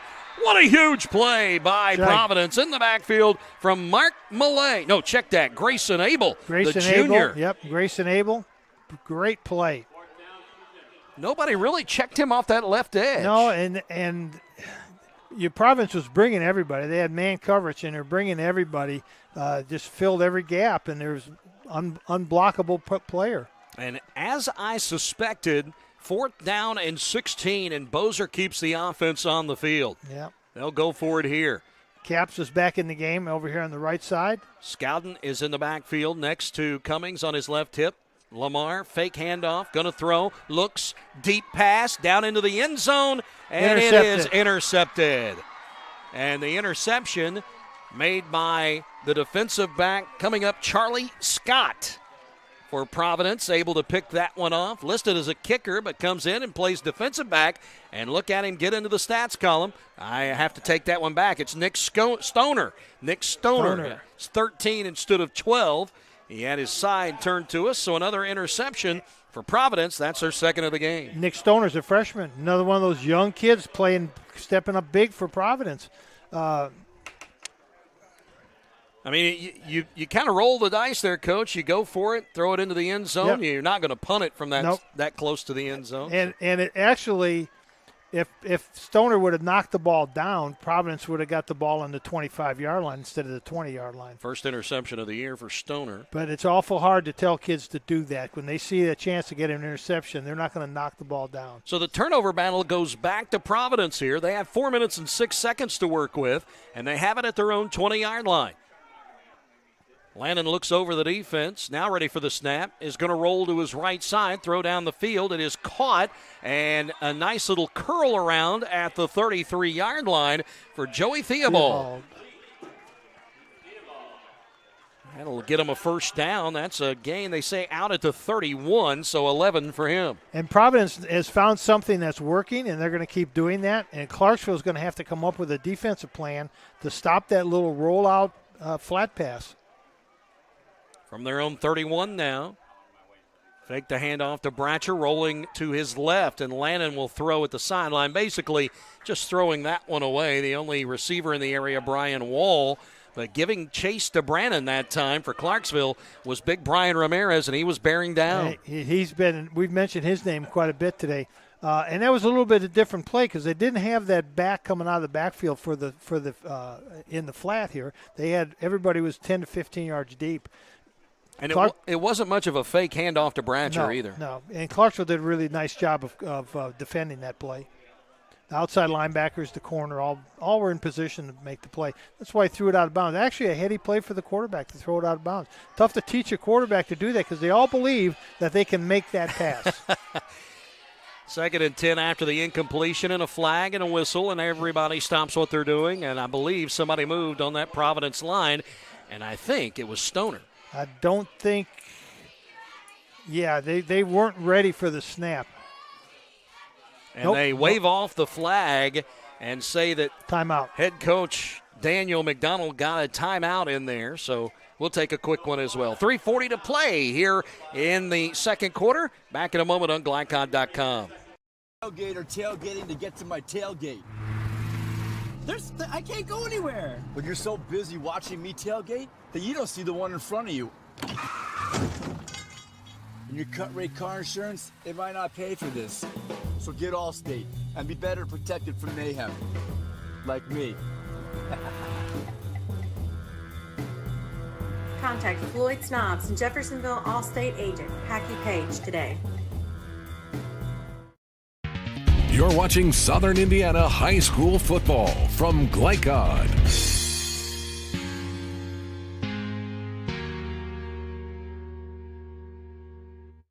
.340 to play here in Clarksville.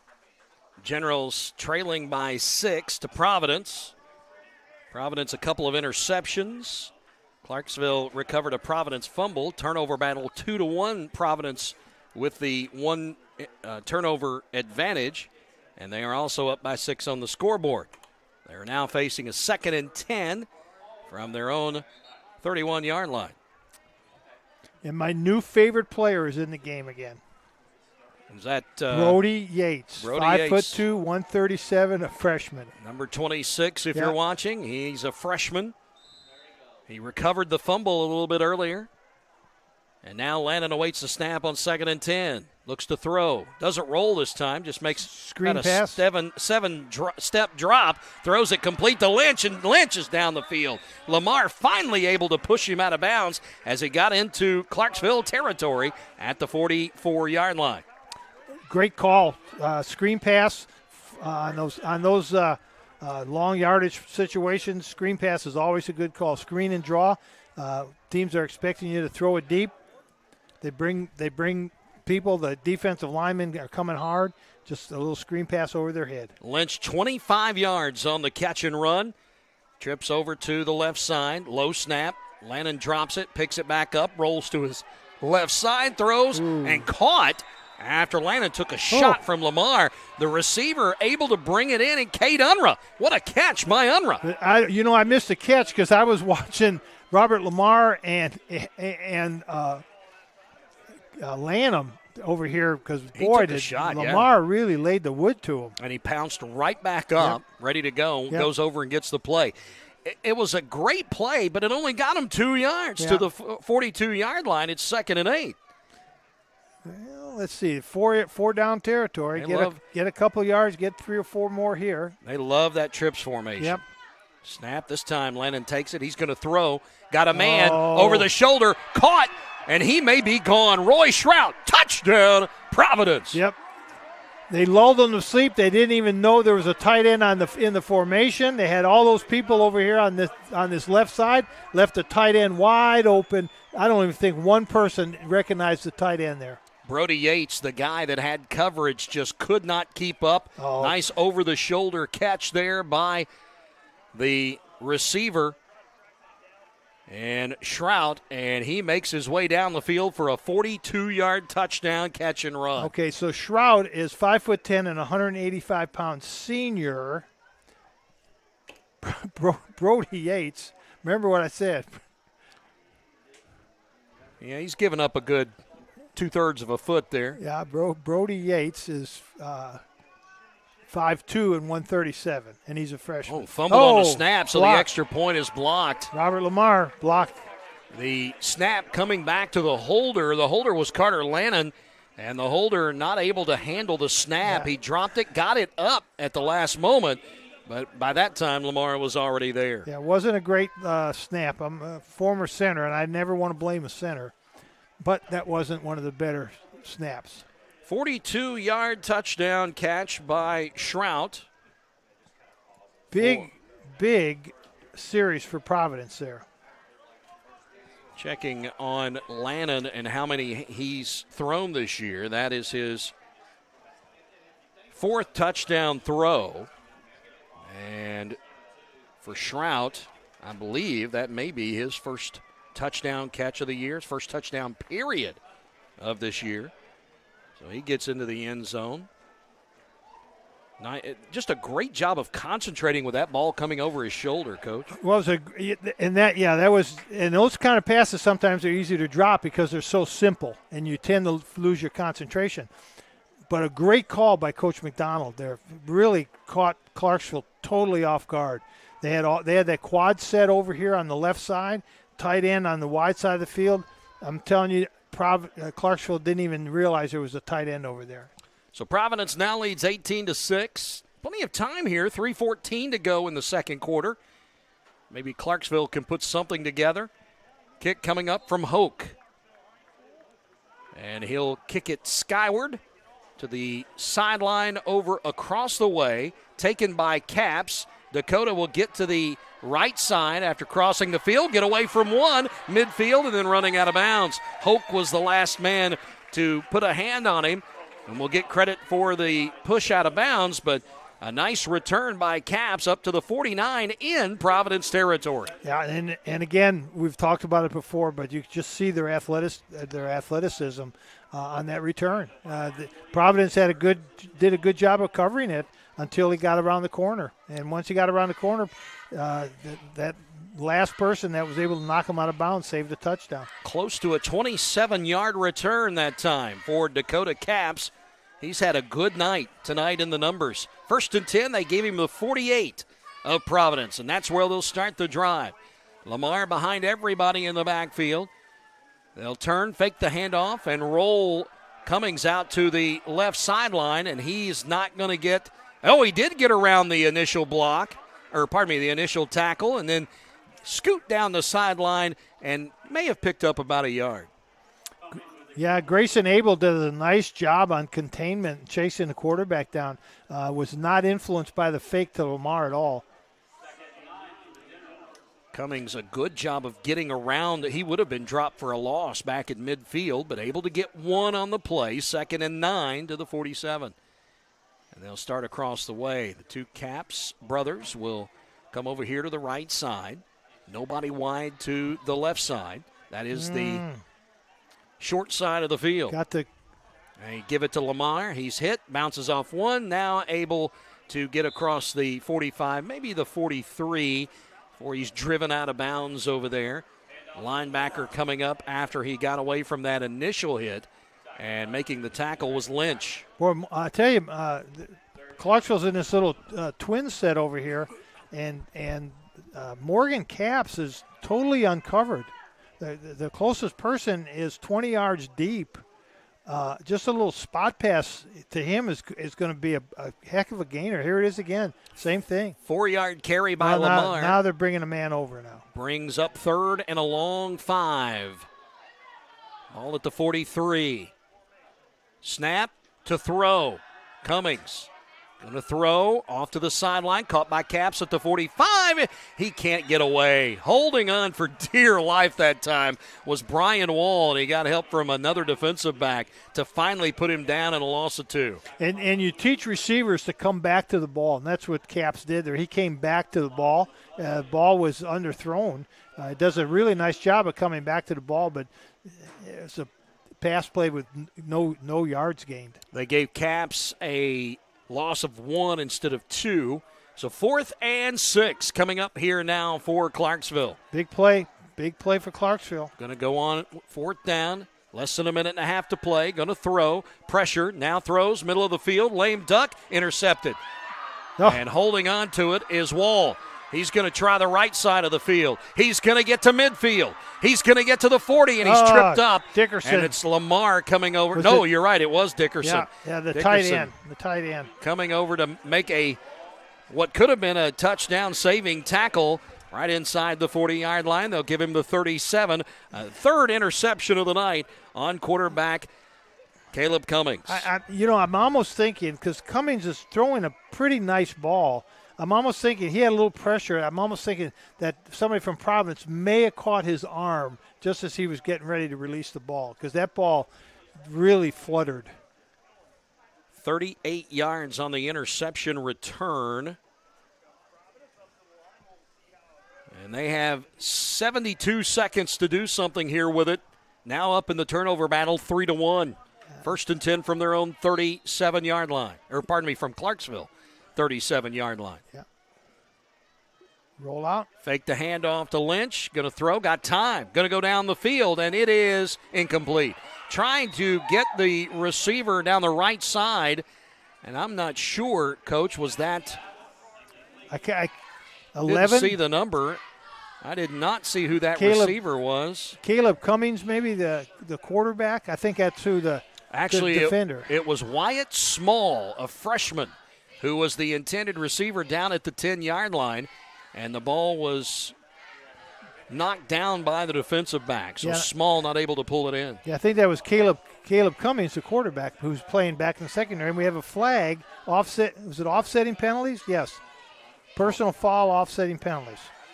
A little bit of jawing going back and forth, I would assume, that would draw that penalty. It doesn't affect the play. It will be 2nd and 10 after the incompletion. Yeah, I think that happened over here, way, way, way away from the play. 64 seconds left to go before halftime. 18-6, Providence with the ball. At the 37 of Clarksville. Landed to throw, goes left side this time, throws wide open, caught down at the 20-yard line, and waltzing into the end zone is Cade Unruh. And Unruh with his first touchdown of the game, and that extends the lead now. It's 24-6.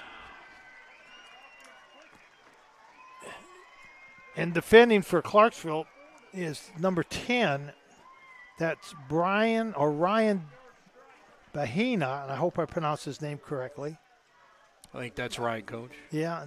Giving up some height. Yeah, a lot of height, 5'8", and Unruh.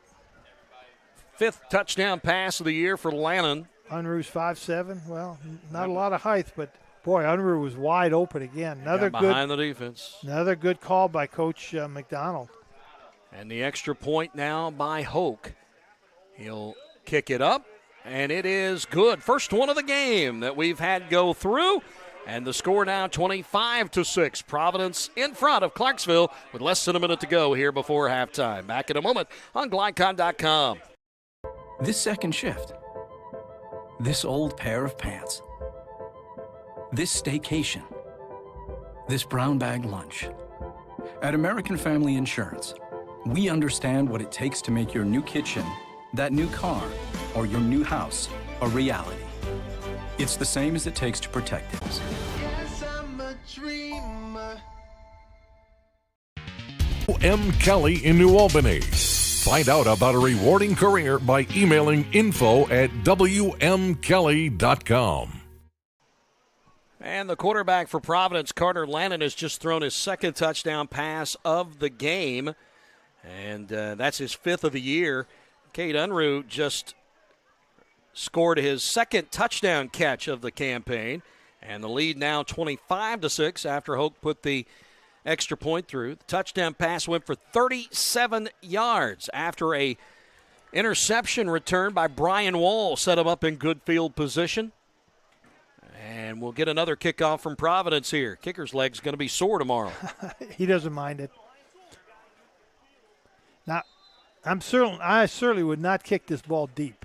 They're going to squib it. That's the way to do it. Takes a bounce at the 40, coming up. Boom! And oh, a big what hit a over hit. there after Scouten took the bounce on the run and started up the field. He'll get about to the 45. So good field position here. Coach, there's plenty of time. There is. For Clarksville maybe to make something happen, but they won't be able to fiddle-faddle around. Well, to use a technical term. Yes, sir. Well, I like that. You know, it's a good coaching term. I've used that quite a few. I think I had a play called the fiddle faddle. There you go. We used to have a play actually, and I had so much fun when I coached. And I had a play called the Skiddly Mooch. There you go. And you'd have to be my age to know exactly what play that is. So anybody's listening that's in your late 60s or 70s, you'll know what Skiddly Mooch is. I'll have to get you to draw that one up for me sometime, well, Coach. A double reverse throwback pass. Oh, jeez. That should be fun. It was fun. 1st and 10 from the 46, or just shy of it, and a timeout. I'm not sure they were going to get the play off. No. Justin Bozer calls the timeout. We'll be back in just a moment.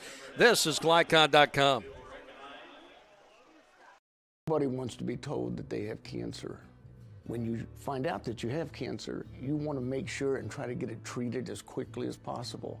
That's what Priority Radiology did for me. The time they saved me from fretting about it is something I can't repay. They got me my results within 3 hours. It's unheard of to get that kind of results that quick. I can't hardly tell you how important that was for my mental state. It really helped me get through that day. You're watching Southern Indiana High School football from Glycon.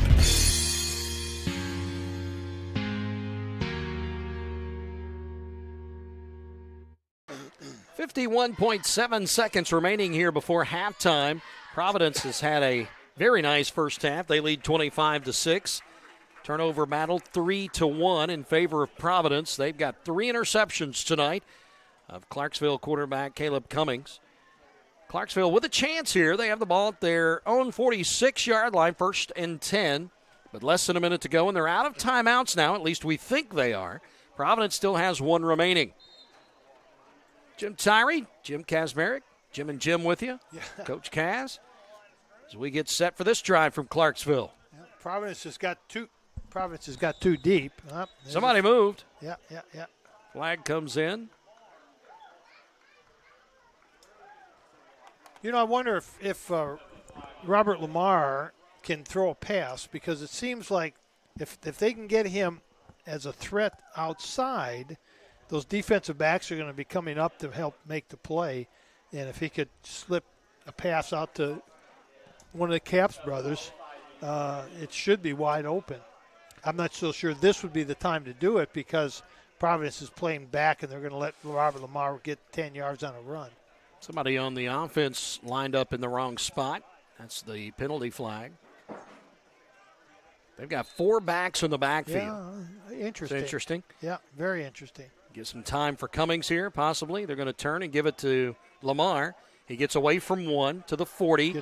And got tripped up. What a nice tackle by Brian Wall. Yep. Defensive back came in, knifed into the backfield, caught Lamar at the last moment. Just tripped him up. Good job of coming up out of the secondary. Lamar gets to the 44, loss of 2, 2nd and 12. Now under 30 seconds to go before halftime. Clarksville does not seem to be in a hurry. Snap. Looking, going to throw, going to go downfield to Capps, double covered, and intercepted. Intercepted for the 4th time tonight. Yeah. And once again, it's Stoner. That's his 2nd of the night. The freshman having a big time. He is having a big time tonight. Goodness gracious. Now it's 4-1 in turnovers. And Clarksville, Justin Bozer told me before, and you heard it in the pregame interview, Coach, the big play was going to come into play tonight. He just didn't think it was going to be his team throwing to the other one. Yeah, well, and that was that little hitch and go that we talked about a little bit ago with Caps, where they were hoping the defensive backs were going to be coming up. But it's 13 seconds left. They're not going to come up. They're in a prevent victory defense. That's not the best time to run that hitch and go. Trying to find if Stoner, who's a freshman, by the way, do want to mention that. Yep. I do not think he had a defensive statistic yet this year, so 2 interceptions for him tonight, and we'll see the freshman probably play for Providence down the way. Yep, I think Stoner is probably one of the 6 players that Coach McDonald is playing tonight because of either injuries or some COVID issues.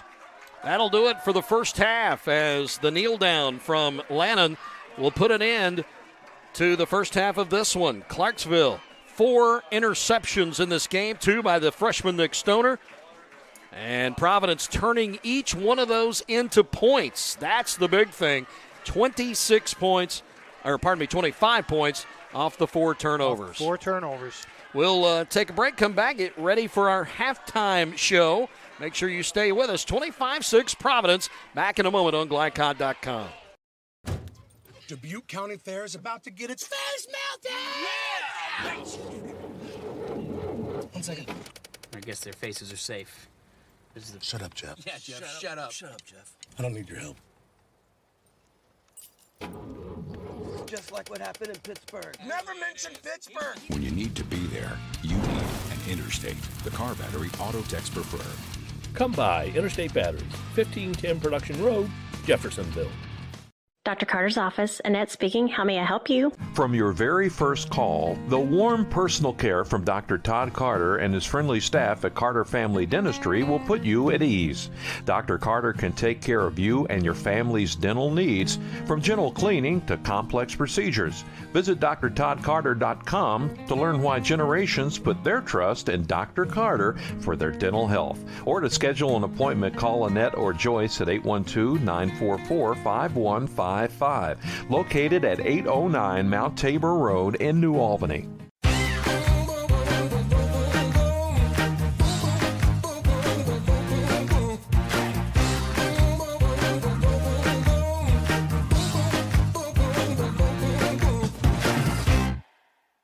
You're busy, always on the go, and when your car needs repaired, you need it done right. At Call's Body Shop, you can make an estimate appointment to better serve you. Just call 812-949-5245 and schedule a time that fits your schedule. They're open Monday through Friday, 8 to 5, and are family owned and operated. They've been serving Southern Indiana since 1954 at 2801 Mount Tabor Road in New Albany. It's your car, and you have a choice on your repair. Call's Body Shop. Can they fix it? Yes, they can. What makes a credit union different or better? As a full-service credit union for the communities we serve, Centra offers competitive rates, online convenience, and a solid network of branches and ATMs. But we think we offer something more. They looked at me as a person, not a number. I would say it's always been a good, personable experience, whether it's over the phone or actually at a Centra location. And we don't just listen to our members. We deliver new services, better rates, and lower fees. Visit Centra.org to learn more. Tonight's halftime report is brought to you by Centra Credit Union, centered around you. Find out about online banking and other services by visiting Centra.org.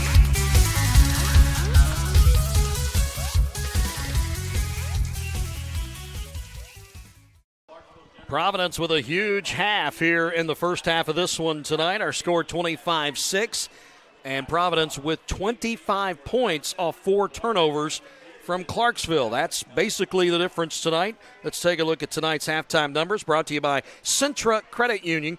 They're centered around you. Jim Tyree, Jim Kazmarek, as we talk about these numbers, Coach, I can't imagine that, Dan McDonald being any happier with the way the first half went than what his team did defensively. You know, Jim, I'm going to tell you, I think he's so happy with what he saw out there that there's nothing he needed to tell his team because they're already out on the field, and there's 12 minutes to go before the end of the half. So it's obvious he's got to be the most pleased he's ever been. And I'll tell you, I know Dan. I know he's a good coach. What I respect him for is how last year they were a running team, unbalanced. They had a lot of different formations. They might throw 1 or 2 play action passes in the game. So he looks at his team this year. He sees what he has, what he doesn't have, and he says, okay, the only way we're going to be able to compete is we're going to have to throw the ball. We're going to have to spread people out and throw the ball. Or if we spread them out enough, we might be able to have a couple inside running plays. So he's done a great job of looking at his talent and saying this is what we can do it well. Now, the other thing I respect him for is all the players he's had that are injured or out in COVID, and he's plugged people in that are playing well. And it was that mentality of, okay, we don't feel sorry for ourselves, the next man up. You have a job to do. You've been second team. Now's your chance to show, be first team. You see some statistics on your screen now, the 4 interceptions we mentioned, but Providence has had 2. You mentioned balance a moment ago, Coach. 2 rushing touchdowns, 2 passing touchdowns, 2 touchdown through the air night for the quarterback for Providence in Carter Lannon. Coming in, I didn't have that impression that Lannon was that much of a throwing quarterback. He's proven me wrong. I didn't either, and he's proven me wrong too. I really expected Providence to try to slug it out in the line, and they're 2 good running backs, and that's the way it would end up being, a 14-13 slugfest.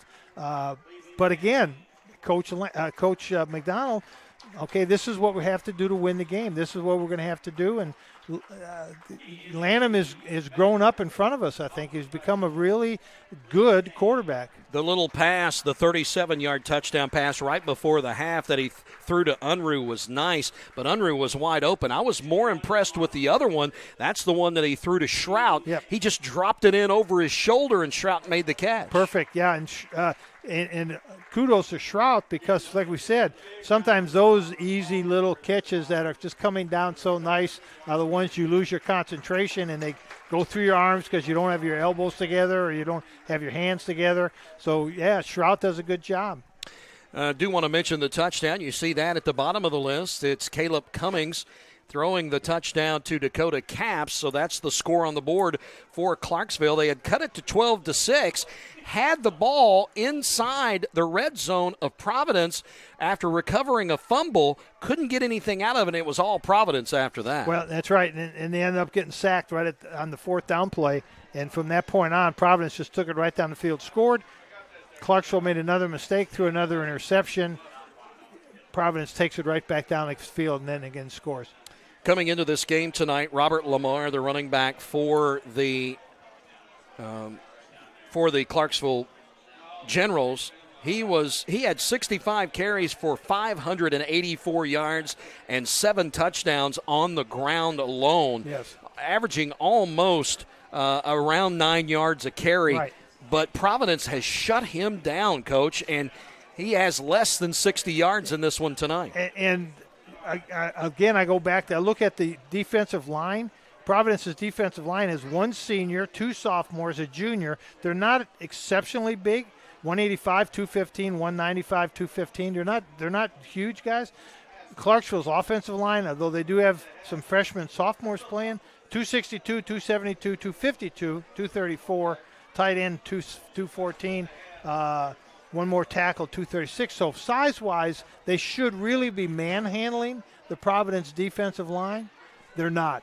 They're really not. And I think Lamar's rushing stats tonight would be surprised if he had more than 70 yards rushing right now. Let's, real quick, before we go to break, I do want to mention the freshman Nick Stoner for Providence. He has 2 of the 4 interceptions.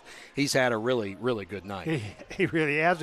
He's a night he'll remember for a long time, and he's coming of age. This is something that he's going to build on in his sophomore, junior, and senior year. And 3 years from now, when we're working a Providence game, we're going to be thinking Nick Stoner is going to be a great player. And we'll say, we remember when he was a freshman. I knew him and when. He had two interceptions, and that was in the first half. We'll take a break and come back. It is 25-6 Providence.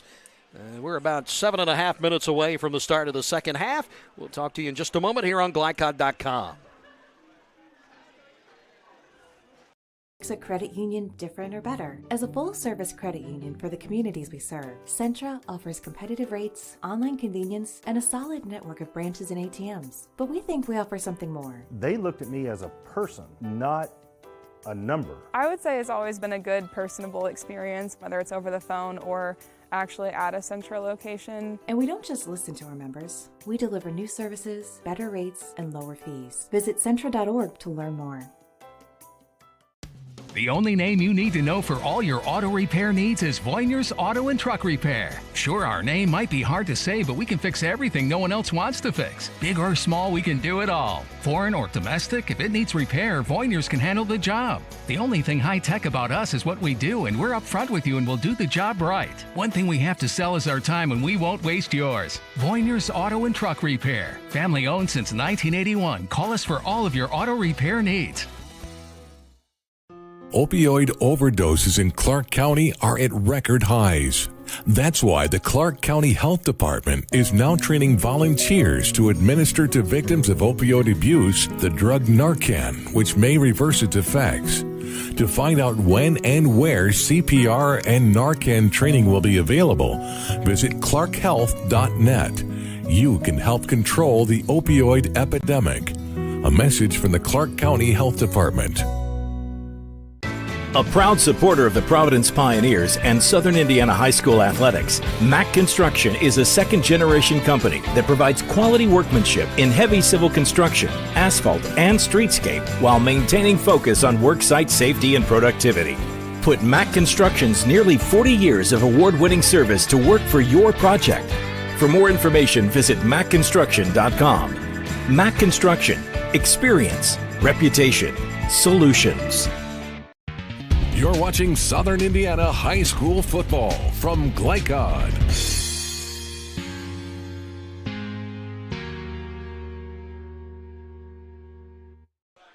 Jim Tyree, Jim Kazmarek with you, the former Cardinal right across the way from me as we talk a little bit about this game tonight. Providence 25, Clarksville 6.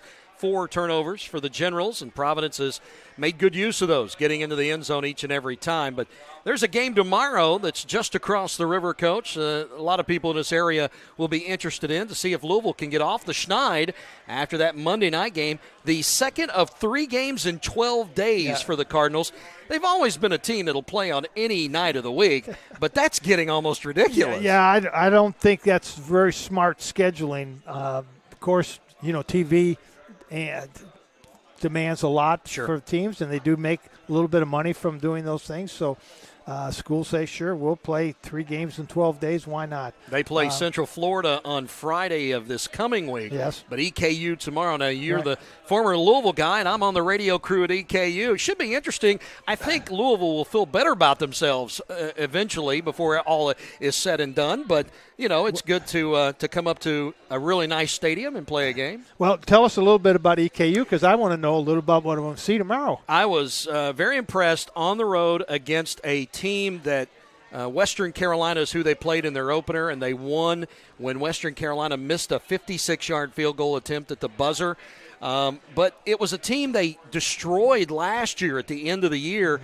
Completely different team. They sacked the coach, brought a new guy in who just completely changed everything. So when that happens, you don't have any film on a team. Right. You ended the season with them last year and started this year, so it was a little difficult for the Colonels. Yeah, well, what you try to do is you try to get film from the school he was at before and try to And I'll tell you who it was. You probably know him. It's Kerwin Bell that was the quarterback at Florida for a long time. Yeah. So I'm sure he's running a wide-open, quarterback-friendly offense. You got it, and the wide receivers going every which direction. And to me, if I was going to start, and I was at Madison High School, and I took over a program that hadn't won a game in 2 years, and the way to build that interest is what do kids like to do? If you throw a football on the field and tell kids to go out and play, what are they going to do? They're going to pass. Piss and catch. Yep. Exactly. That's what kids want to do, even more so today. Right. So you build your team around pitching and catching. We're going to throw the ball. We're going to get some excitement. I want to get some basketball players out on this is high school now. Right. I'll try to get some of the basketball Fast players break out. on grass. Yeah, and that's exactly what you try to do when you're rebuilding a program. Yeah, and he's doing a great job down there. I think he'll have them turned around before too. Play in the Southern Conference, Western Carolina. One of two teams in the country named the Catamounts. Catamounts, exactly. That's exactly right. The other one, you know who they are? No. Little trivia tonight. No. The Vermont Catamounts. Oh, Vermont. Vermont. I would have never guessed that. That's exactly right. I would have never guessed. When I was at New Albany, we had a coaches show I think it was every Tuesday. We'd talk about the previous game, talk about the next game. And one of the things at the show was the moderator would give me a name of a high school, and I had to figure out what the nickname was. And I got pretty good because I would begin studying, the Frankfurt hot dogs, the Jimtown Jimmies. There you go. There you go. I like it. Yeah. I like it. Well, if I'm with you again this season, I'll bring you a couple of more college teams, and we'll test your knowledge. That's right. As well as those of you watching tonight. We're going to take a break, come back, and we'll get ready for the start of the second half. Can Clarksville find something to get some offense generated? It'll have to involve Robert Lamar, I would think. Can they break him for a couple of big runs and get the Generals back into this game? Or will Providence run away with this? Will this thing get out of hand, already having scored off of 4 turnovers made by the Clarksville Generals? We'll find out the answers to those questions coming up. This is Glycod.com. Tailgate or tailgating to get to my tailgate. I can't go anywhere. But you're so busy watching me tailgate that you don't see the one in front of you. And your cut rate car insurance, it might not pay for this. So get Allstate and be better protected from mayhem. Like me. Contact Floyd Snobs and Jeffersonville Allstate agent Packy Page today. A proud supporter of the Providence Pioneers and Southern Indiana High School athletics, Mack Construction is a second-generation company that provides quality workmanship in heavy civil construction, asphalt, and streetscape while maintaining focus on worksite safety and productivity. Put Mack Construction's nearly 40 years of award-winning service to work for your project. For more information, visit mackconstruction.com. Mack Construction. Experience. Reputation. Solutions. I was at practice one day, kind of made a cut through the lane, and I noticed that I landed on my knee a little weird. I saw my trainer here at school, and they highly recommended that I go to Priority Radiology. Any athlete, when you do go down with an injury, the first thing you think about is just how long that you're going to be out. Going to Priority Radiology, where I could get my results back quickly, made a big difference because I wasn't left waiting for weeks before I could even start a treatment. I was able to get what I needed right away. This second shift, this old pair of pants, this staycation, this brown bag lunch. At American Family Insurance, we understand what it takes to make your new kitchen, that new car, or your new house a reality. It's the same as it takes to protect your new life, your future, your dreams.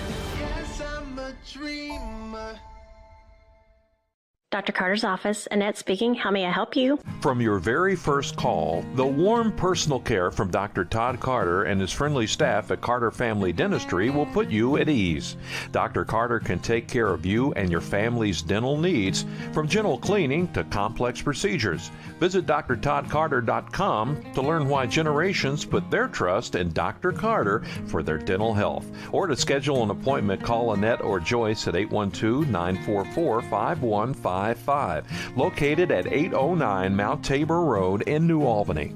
Hi, this is Sheriff Jamie Knoll of the Clark County Sheriff's Office reminding you to please buckle up, wear your seatbelts, and refrain from texting while you're behind the wheel. Your safety is our priority. Enjoy the game. You're watching Southern Indiana High School football from Glycod.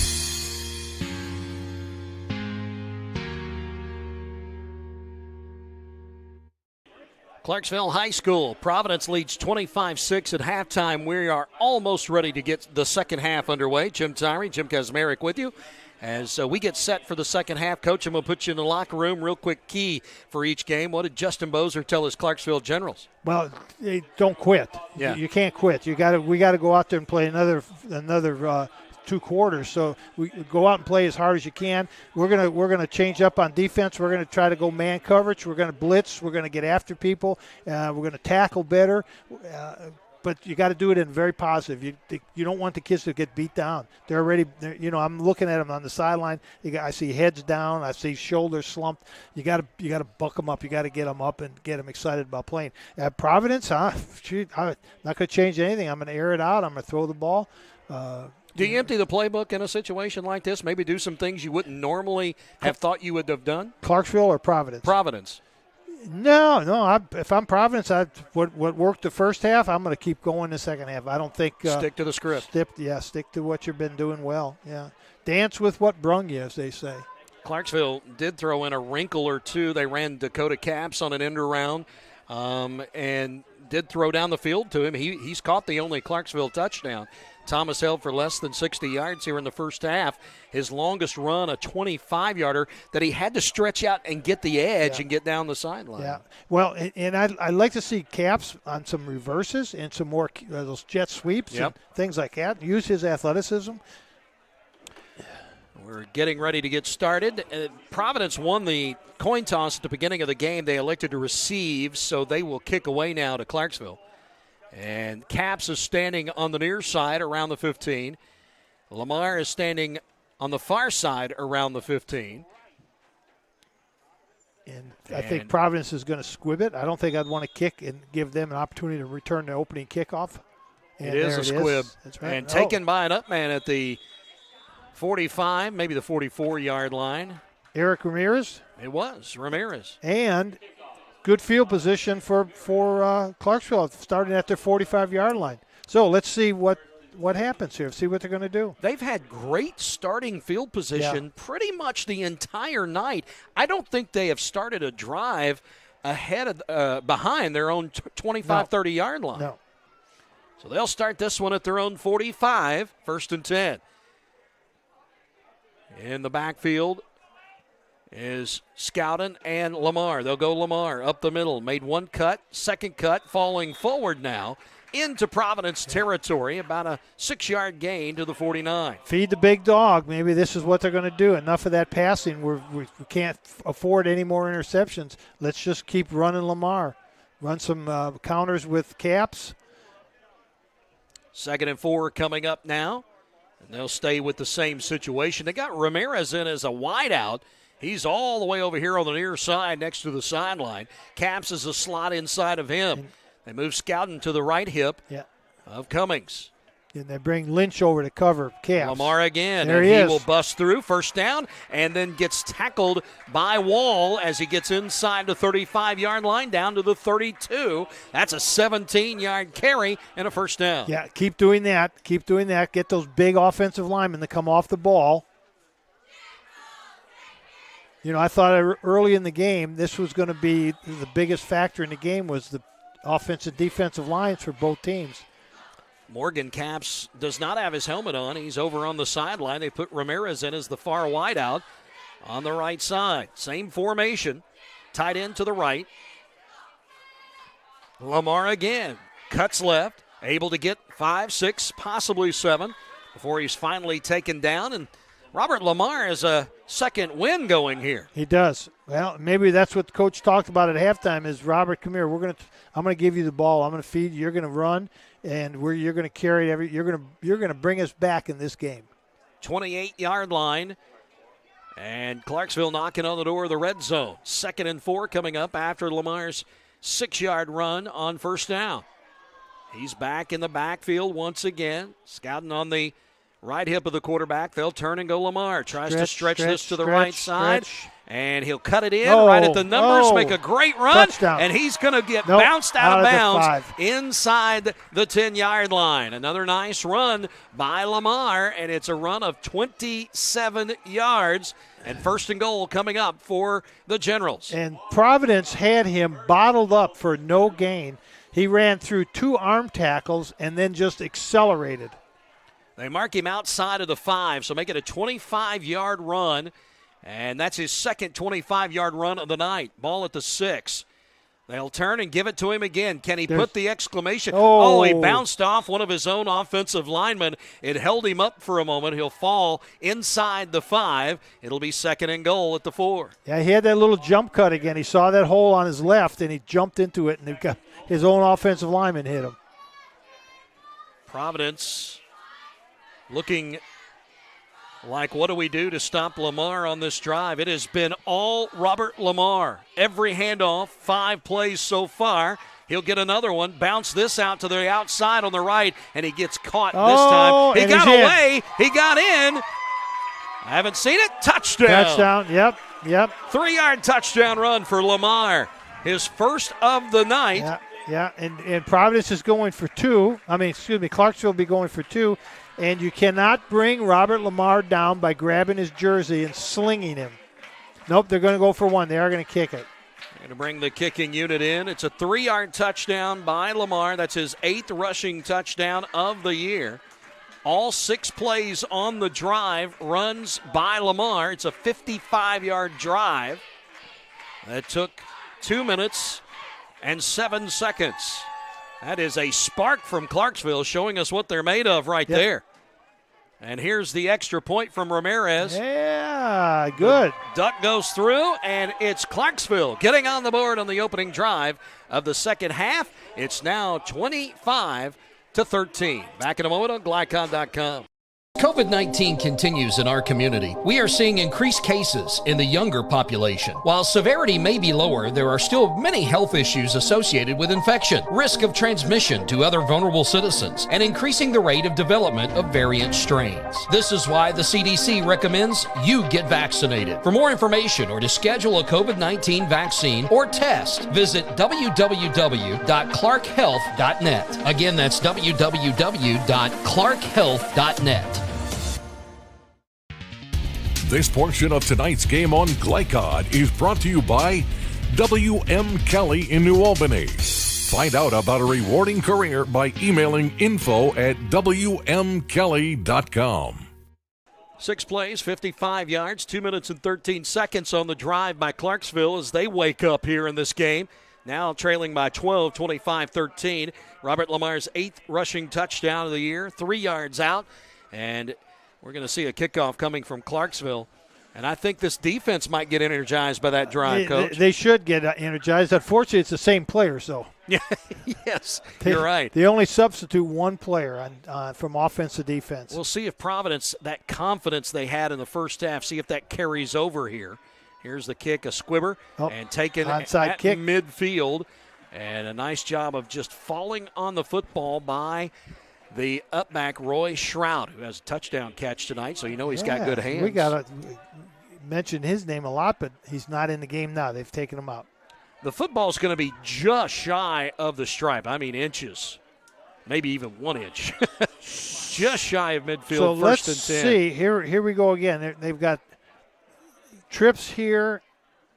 And they went under center. Lynch, gets the handoff, and he's got running room. Finally taken down as he dives inside the 40 to close to the 36-yard line. Nice run by Lynch on first down. He gets 13. Okay, so now Providence has gone their quarterback under center. No huddle. Trips to the left again. Same formation. Lynch the only back, and they'll give it to him. Right edge. Ducks back up the hash mark. Not as much this time. Tackled by the big man Logan Craig, the sophomore, as Lynch went by. It's still a pickup down to the 31-yard line of about 6, maybe 7. They're finding that running room on the right edge, Coach. Yeah, and now they've come back with a whole different philosophy here in the second half. The first half, they were throwing it all over the field. Now they got the quarterback under center, and they're running the ball to the tight end side. Going to do it again. Lynch this time caught right at the line of scrimmage. Lamar came up. So did the big defensive end, Brian Ramirez, the senior. They caught him in the backfield, dropped him for about a yard, maybe 2 loss. Yeah, I'm going to find out where Robert Lamar is lined up on defense and go another direction. He's just too good of an athlete for a lineman to try to block. Loss of a yard back to the 32. They have to get to just ahead of the 28 for a first down, so we'll call it 3rd and a long 4. Lynch in the backfield, same setup, but the wide receiver's a bit more spread out in this formation to the wide side of the field. They fake the handoff to Lynch, roll out Lannon. Now he's caught in trouble getting chased, going to get around the edge, trying to get the first down, and he does. Got it. What a run by Lannon. What an effort on his part. He just hesitated for a moment, Coach. Yep. And Ramirez, who was chasing him, just kind of let up, and he got the edge. I don't know if Ramirez thought he was going to pass. Lanham didn't bring the ball down like he was going to pass, but that was a great effort on his part. Just shy of the 27-yard line now. Lannon looks over, still under center, trips this time to the left side. He'll turn. Right. Fake. Yep. No, he gave it to Lynch. Again. Lynch to the edge, gets positive yards. And the man that got to the outside to take him down was Luke Kane, the sophomore, but not before he gets 6 yards on first down. Lynch is just gashing him on first down. He is. And they've now injured player. Providence has found something else that's working for him. See who that is that's down. It looks like one of the linemen. I don't see a number just yet. Coach, while we have a down lineman, I do want to mention those jerseys tonight by Clarksville. They have something on the back of them, and those of you that are watching, you might think those are names. Those are not. It's the same letters. It's INARNG. Coach, give us an explanation for that. Well, I went down because we were trying to figure out what that meant. And so I went down and asked one of their coaches, and actually I talked to Ramirez, the young man, number 13. And he said that these jerseys have been donated by the Army to Clarksville. Clarksville is wearing them in honor of 9/11. There you go. And the lettering on the back is Indiana Army National Guard, who have made the donation to Clarksville. Injured player was Max Scouden, and looks like he's up and able to leave the field under his own power, which is good news. And he'll give a high five or two to some teammates, be escorted off the field. Hopefully he's ready to go in short order for Clarksville. He's a big blocker in that backfield on the offensive side of the ball. And he's a big defensive player at linebacker also. They can't afford not to have him in the game both ways. 2nd and 4 coming up at the 23-yard line. Turn, fake the handoff to Bratcher, rolling left. Lannon going to throw. They got a man behind the defense. Touchdown. And it's Wall. Brian Wall got behind the defense. They have been able to get behind the Clarksville secondary all night long. That one goes for 23. Yeah, we talked about what could Clarksville do, line up in man coverage and just bring the house. Maybe that's not in their game plan. I'm not really sure if they, would have something like that in their game plan. But Providence has been able to get behind them all night long. For Landon, that's his 3rd touchdown pass of the night and his 6th of the season. Here's Hoke on to try and add the extra point. Landon with 3 touchdown passes tonight. First for Wall in this game. Here is the extra point that is up, and Hope puts it through. Adds 7 more. It's 32-13. Clarksville's defense now will have to find an answer. Back in a moment on GlyCod.com. A proud supporter of the Providence Pioneers and Southern Indiana High School athletics, Mack Construction is a second-generation company that provides quality workmanship in heavy civil construction, asphalt, and streetscape while maintaining focus on worksite safety and productivity. Put Mack Construction's nearly 40 years of award-winning service to work for your project. For more information, visit mackconstruction.com. Mack Construction. Experience. Reputation. Solutions. You're watching Southern Indiana High School football from Glycod.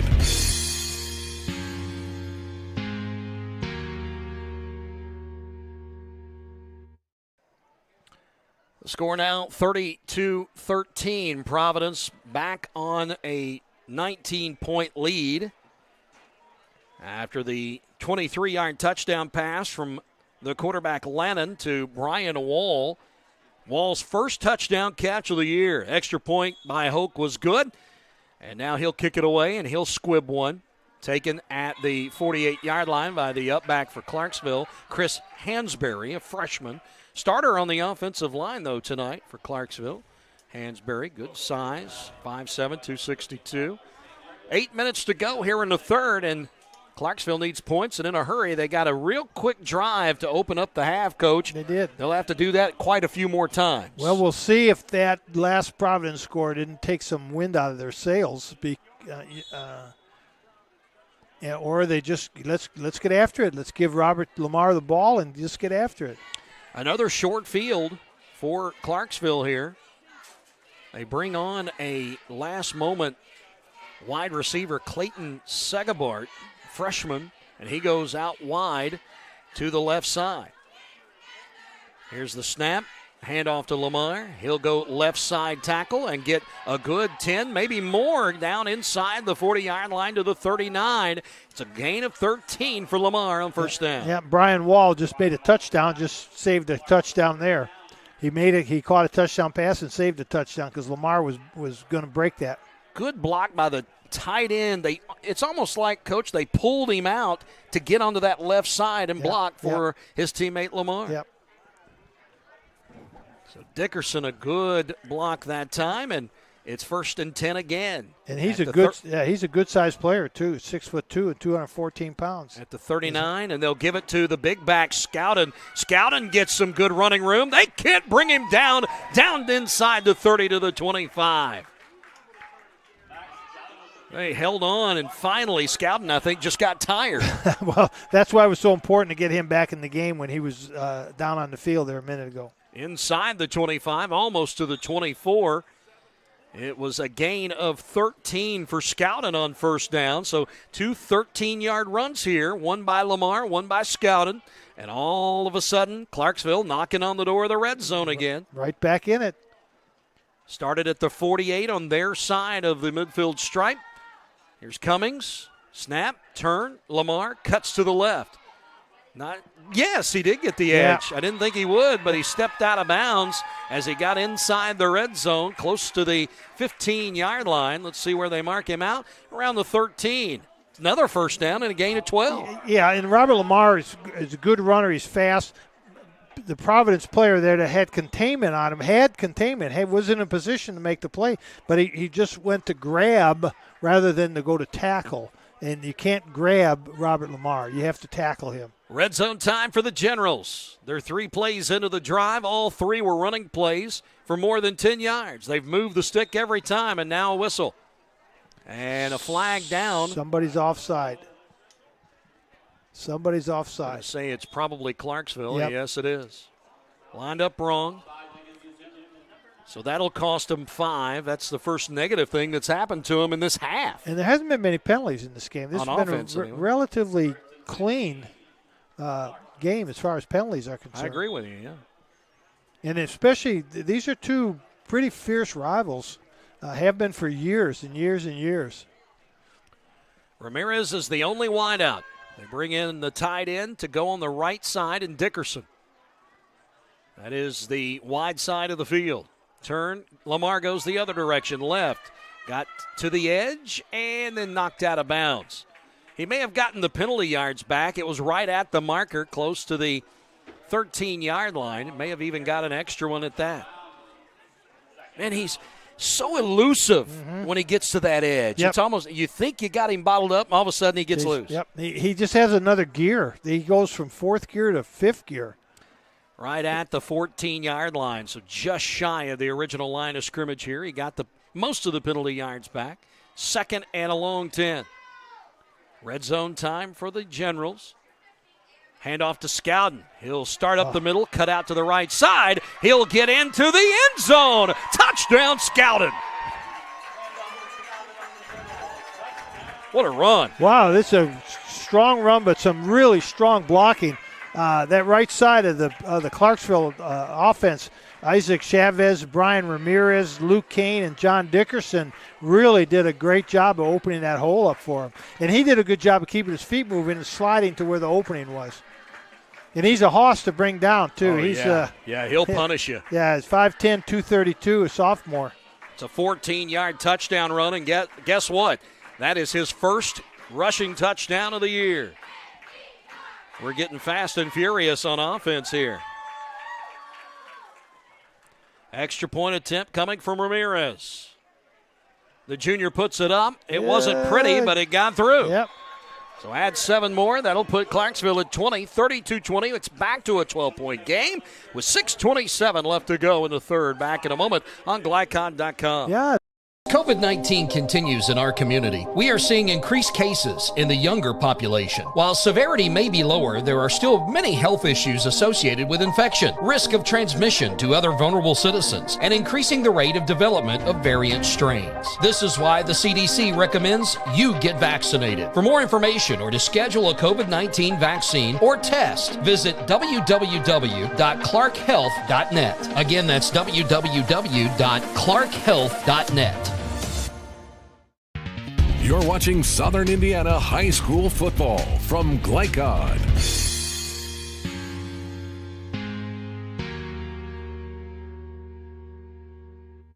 Congratulations to the sophomore Max Scowden. He got his first rushing touchdown of the year from 14 yards away.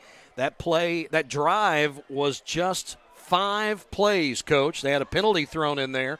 But Scowden gets the 14-yard touchdown run to cap it off. Took less than a minute and a half for them to do that. And real quick, Clarksville's getting great field position because Providence is afraid to kick the ball deep. So the onside kicking, Clarksville's recovering. They're getting the ball on the 50-yard line.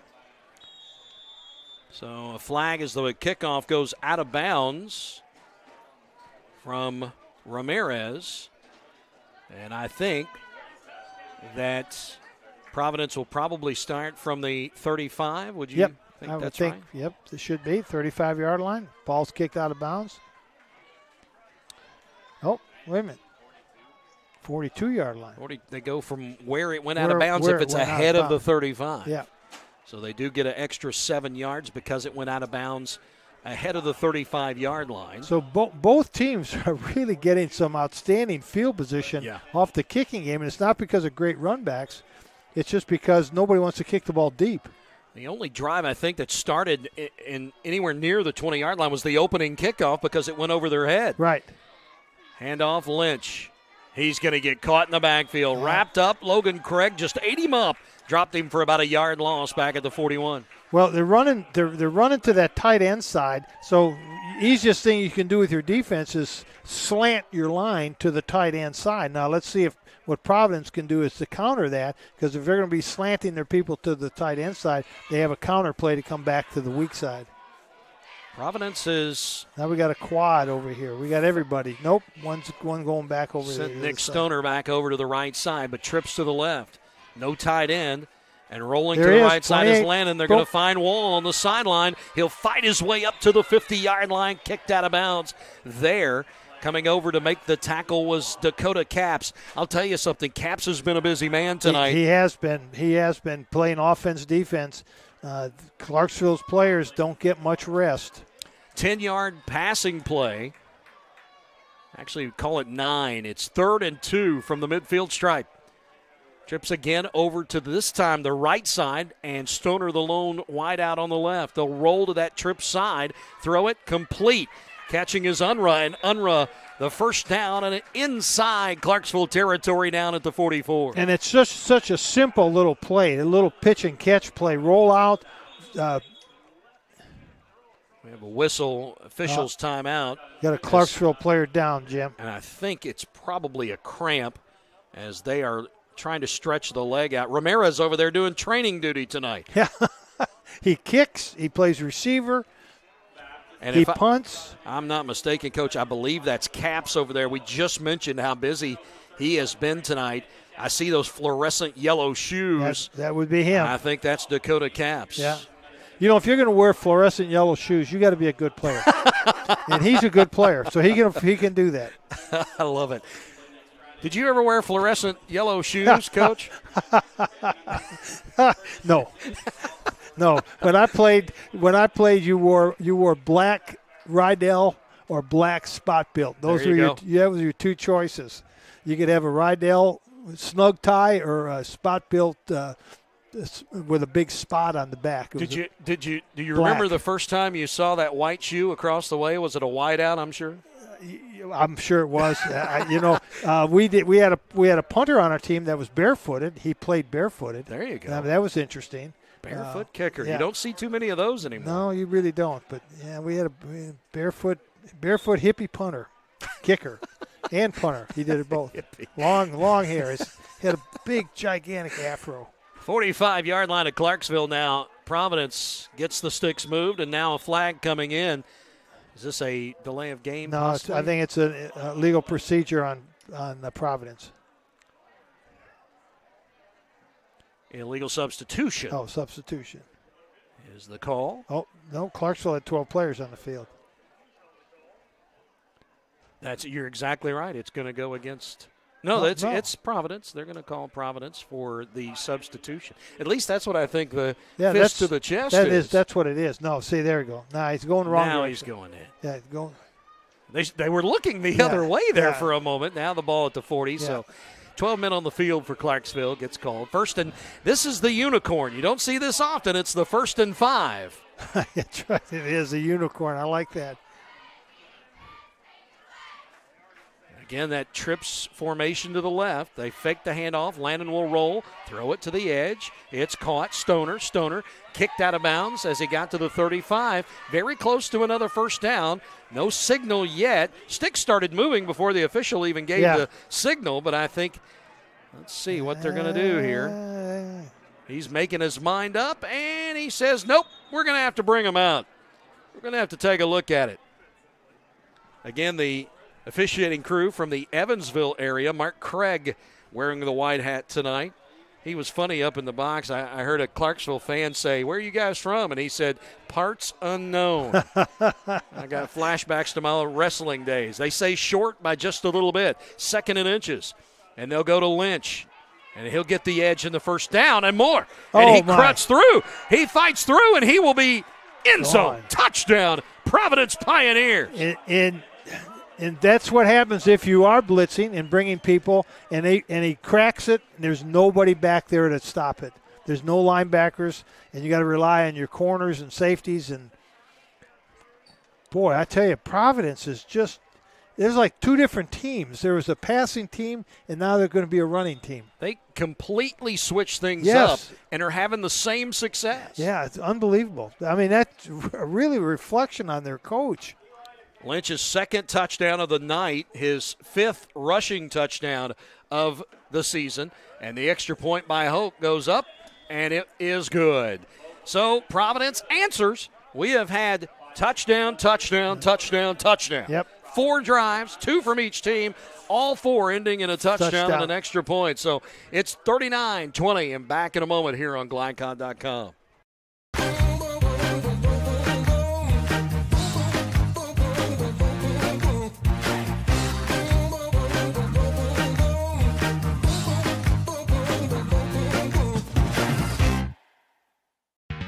You're watching Southern Indiana High School football from Glycod.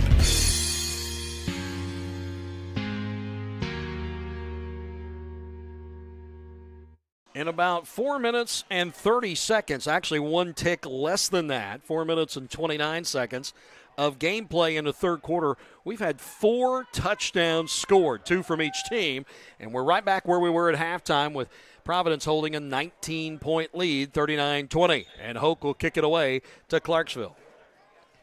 And it's a squib, makes it through. Big high kick. You love to see that if you're a kicker. Cummings, the quarterback, will pick it up, and he's going to get caught, go down right at the 30-yard line. No return. Yeah, he would have been advised to just catch that ball and go straight ahead and get a couple yards going straight ahead. All right, now it's the Robert Lamar show again. Yeah, we'll see that in Scouting maybe. Yeah. They give Cummings the 31, so I guess officially he'll get a 1-yard return. Not often you see your quarterback get a 1-yard kickoff return. Only at the 1A level. That's right. Southern Indiana. You're right. 5:11 to play here in the third. Jim Tyree, Jim Kazmarek with you. As we get set here for the third drive of the second half from Clarksville. Same formation. 2 wideouts right, but they go Lamar. He started left, cuts it back to the right side, and he's going to get yards. 35, 40, down the sideline, midfield, and he'll get tackled from behind as he got inside the 40-yard line.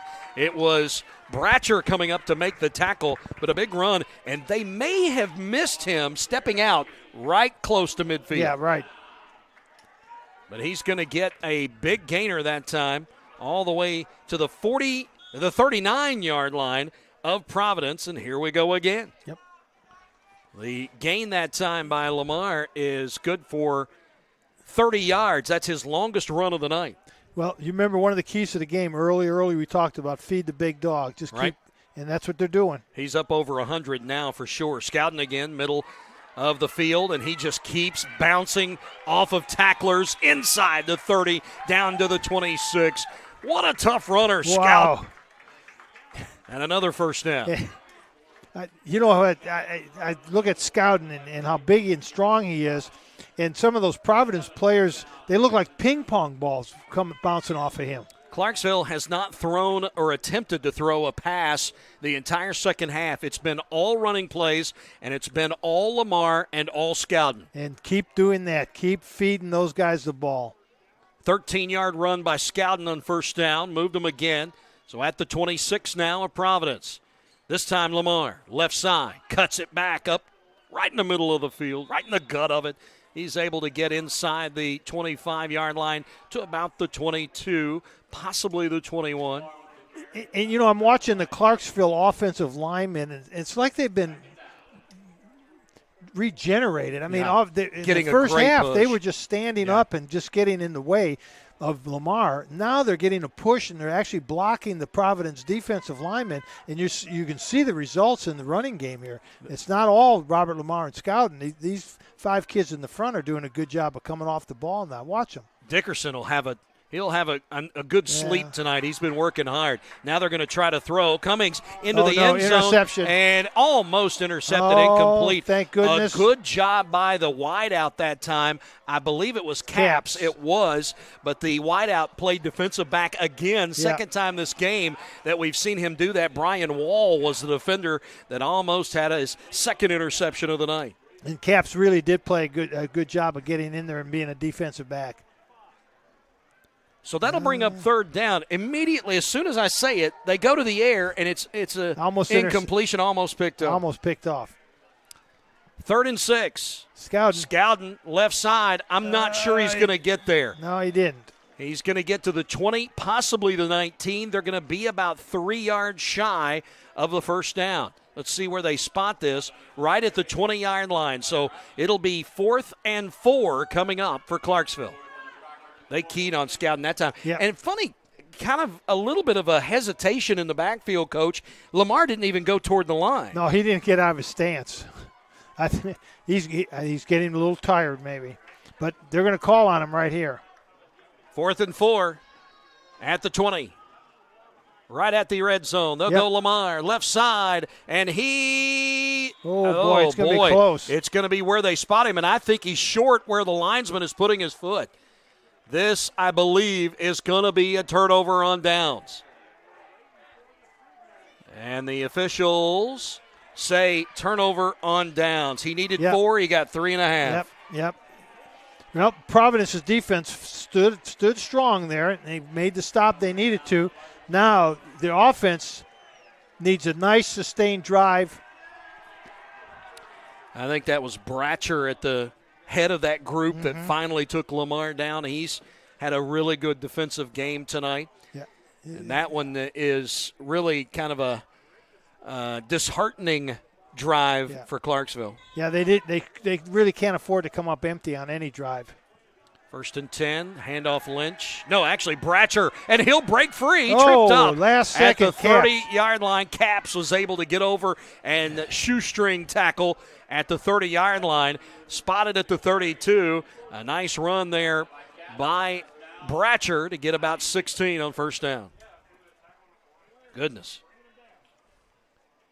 1st and 10 again. They do another trips. A little bit of a fumble there, but they go to Bratcher, and he'll fall forward. They get something out of it ahead of the 35 to the 36. You know, when you're watching high school games and even college games, teams usually when they start their drives, they'll drive 5 plays, 6 plays, 7 plays, 8 plays. When you start getting into that past that 8th play, you're expecting a mistake. There's going to be a fumble. There's going to be a penalty. Something bad's going to. Very seldom can teams sustain these drives without mistakes. Both these teams in the second half have done a good job of that.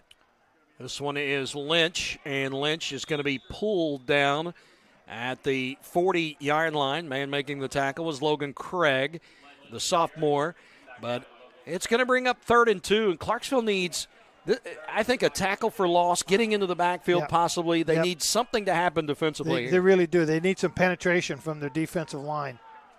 They have to get to the 42. 3rd and 2. Ball right in the middle of the field between the hashes.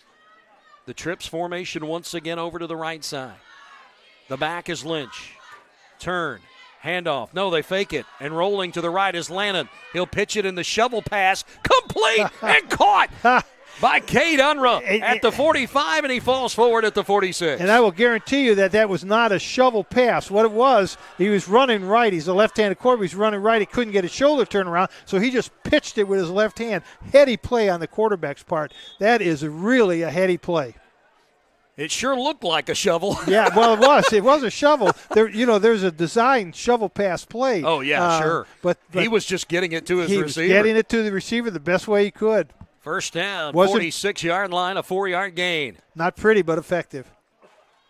Handoff to Here we go back this way. And they're going to throw. Big, deep drop. Flag comes down, and it's picked off. What? It's Capps. Picks it off at the 30. He'll get to the 35, the 40, to the 45, and then shoved out of bounds at the 50-yard line. What?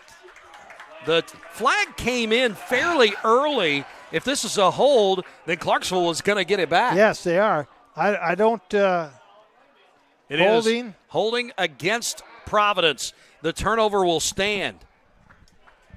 I don't. That was a. That was an early holding call. That was it was. That was a strange. That was a strange call on Providence's part, to be honest with you. And that was just a lame duck that Lannon threw up there. Cap's able to pull it down. So, interception for Clarksville. They'll get it back, but they quickly are finding out that the clock is not their friend with less than a minute to go here in the 3rd quarter. And the turnover battle now stands at 4-2. First interception of the night for Clarksville. And a good return, too, of 19 yards. Low snap, Lamar, right side, picking his way, 45, 44. Good 7-yard gain.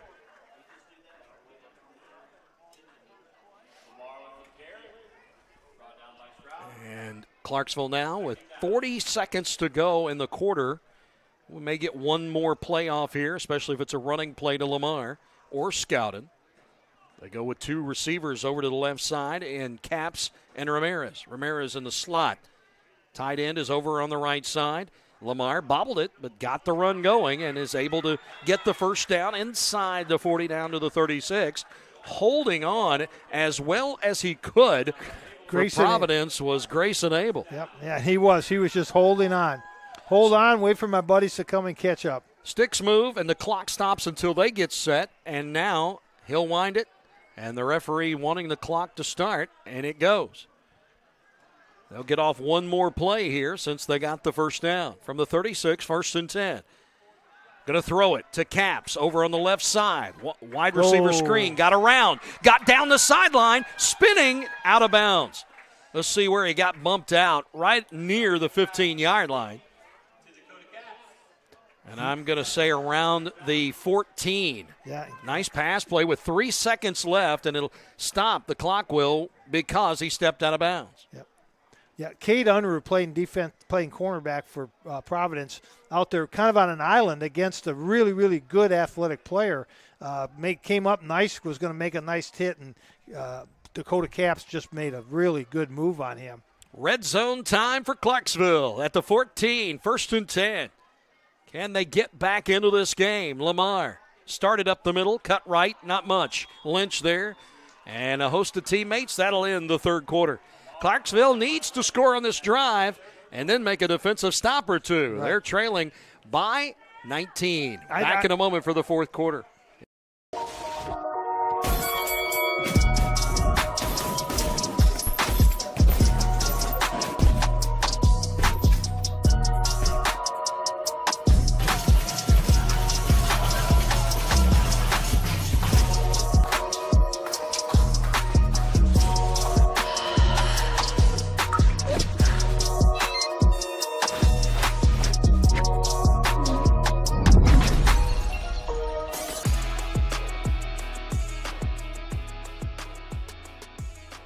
Hi, I'm Isaiah. And I'm Grant. I'm vape-free because I've witnessed and experienced firsthand how tobacco can affect teens who want to escape from school, work, or other social activities. When it comes to curbing teenage use of tobacco and e-cigarettes, actions speak. Voice Indiana engages, educates, and empowers teens throughout the state to take action by promoting and celebrating a lifestyle free of tobacco and e-cigarettes. Find out how you can be part of the statewide youth empowerment movement and help end teenage nicotine use by going to voiceindiana.org. You're watching Southern Indiana High School football from Glycod.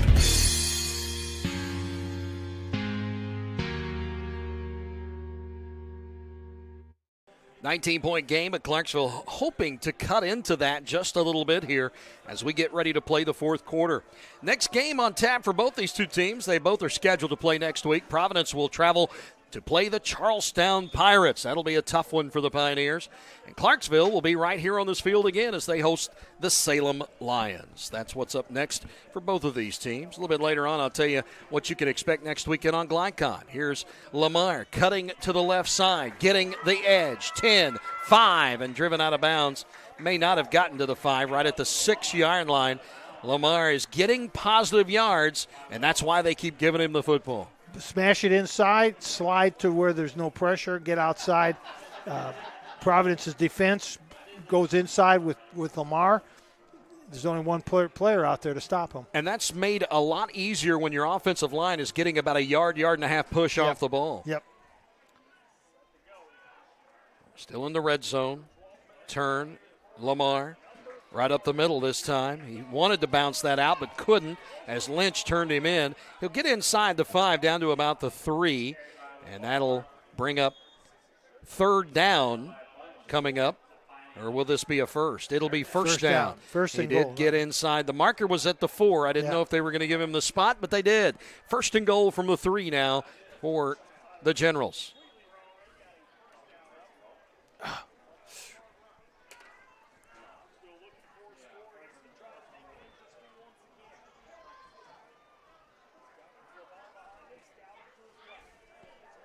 Set. Handoff, Lamar. Touchdown. He's in 3 yards away for Lamar. And that is, I believe, his first touchdown. Nope, second one of the night. Yeah. Second one of the night. And it couldn't have come at a better time for head coach Justin Bozer. And the Generals are right back in it again. I think they had to score on that drive, didn't they, Coach? I agree. And I would say this, if we see Providence throw another long pass in the fourth quarter, it will be a big mistake. I don't believe you're going to see him throw that ball deep again. That is the 9th rushing touchdown of the year for Lamar. Whew. And the extra point just does get inside that post. Yeah. Woo, goodness gracious, Yeah. is Ramirez able to add it on. Both kickers were a little wonky at the beginning of the game, but they've since lined things out. I like wonky, too. We're throwing the whole dictionary at them tonight. I'm going to put that in my football dictionary, wonky. Fiddle faddle? Fiddle Faddle was out there, yeah. What was your play again that you had? Skiddly Mooch. Skiddly Mooch. I got to remember that one. Yeah. I'm going to throw that one to Walt Wells of EKU. See if he'll name one after that. It's a 12-point game again, 39-27. Now the defensive stop comes into play. Clarksville's defense, they've not been able to stop other than the interception they got when inexplicably Providence went away from running the football, which was what they were doing well. Yep. And, Clarksville really hasn't stopped them yet. They just stopped. Providence stopped themselves. Like I say, I don't believe you'll see them throw another long pass. I would be prepared for another onside kick, though. I think looks like it's coming this way. Yeah, I think you're right. Ramirez has set it up. He's only taken about a 4 or 5 step drop. Now he's backing up a little bit more, as I believe Providence brought the hands team in on that front line. There's not a real big guy up there at the moment. Let's see what Ramirez does with it. 11:21 to go in the game. And it will be a little bit longer. Line drive. Lynch had it go through his hands. All the way back to the 1-yard line. Now has to get away. Does 10 up to the 12 and steps out of bounds. Disaster on the special teams play for the Pioneers. Big disaster. Went right through his hands. Yep. Coach, was he looking upfield before he got it? He was. Had to be. Because that would have been a good return for him also. My goodness. And it'll be the worst starting field position for either team tonight here, as Providence will get it spotted right at the 13-yard line. So give Lynch credit for going back, getting it, making sure he got upfield for it, whatever he could get. It could have been even worse for Providence. Lynch in the backfield and a whistle. I didn't see a flag. I don't think a flag is on the field. Timeout called Clarksville. 11:17 to play. Providence backed up. Their worst starting field position of the night. We'll see what they do with it coming up on GlideCod.com. Nobody wants to be told that they have cancer.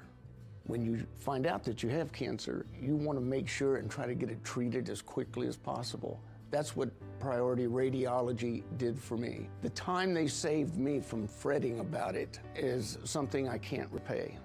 They got me my results within 3 hours. It's unheard of to get that kind of results that quick. I can't hardly tell you how important that was for my mental state. It really helped me get through that day.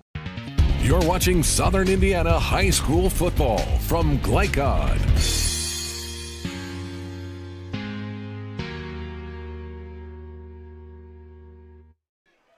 Well, it just got interesting. 11:17 to play here in the game. Providence leads by 12, but the worst starting field position of the night at their own 13-yard line after the kickoff went through the hands of running back Thomas Lynch on special teams, and he was able to get something out of it, but they start at their own 13 to the Pioneers. Clarksville's momentum meter probably a little bit on their sideline. Here's the handoff, Lynch, and he got free. He's going to make up. And he is going to get down the field. The only man that can catch him is Lamar, and he gets him at the 25-yard line. Caps pulled up because of a pulled hamstring. Yeah, he's injured. He's and he's still on the field. They're going to have to get somebody in there for him. Here he comes. And he's coming out. Bahina is going to come back in, the junior. But Caps was hurt. You could see him pull up at about the 40-yard line. Lynch goes all the way down to the 26. The only guy he had to get around was Lamar. Lamar makes the touchdown-saving tackle. Now the Generals will really have to bow their defensive back. Yeah, that's right. Thomas Lynch, I'm sure felt like a goat, and now he's going to feel like a hero. 61 yards on the run by Lynch. They'll give it this time to Bratcher, left side, gets his pins taken out as he gets close to the 22-yard line. The thing I liked about Bratcher, I don't know if you noticed, he had both arms around that ball. There was no way that ball was coming loose. Just making a note of the 61-yard run by Lynch. Boy, that gets him out of a ton of trouble. Yeah, Clarksville's defensive linemen are going to have to bow their neck a little bit now and get a little tougher. 4-yard gain by Bratcher. He stays in there. Lynch probably a bit winded. Snap to Lannon. He'll go to Bratcher, right side, but a whistle calls things off here. Flag is down. Still waiting for the call here. It was Wall that they're going to say false start on Wall over there on the sideline, one of the wide receivers. And that'll help Clarksville a bit. It will, yeah. They were 2nd and 6. Now we go to 2nd and 11. Yeah, all the way back here to the 27-yard line. I'm thinking Providence is in 4-down territory. So, yeah, pick up 3, 4, 3, first down. And Bratcher's just such a tough runner. Yeah. Hard to bring him down. So they go with the same personnel. Wall wide out here on the right side. Slot receiver on his side. Bratcher, quick handoff, hit. Finally spun down as Scowden takes him and spins him down. First guy to hit him was Luke Kane, but Kane couldn't wrap him up. And that was a good matchup there with Bratcher and Scowden, both big, strong guys.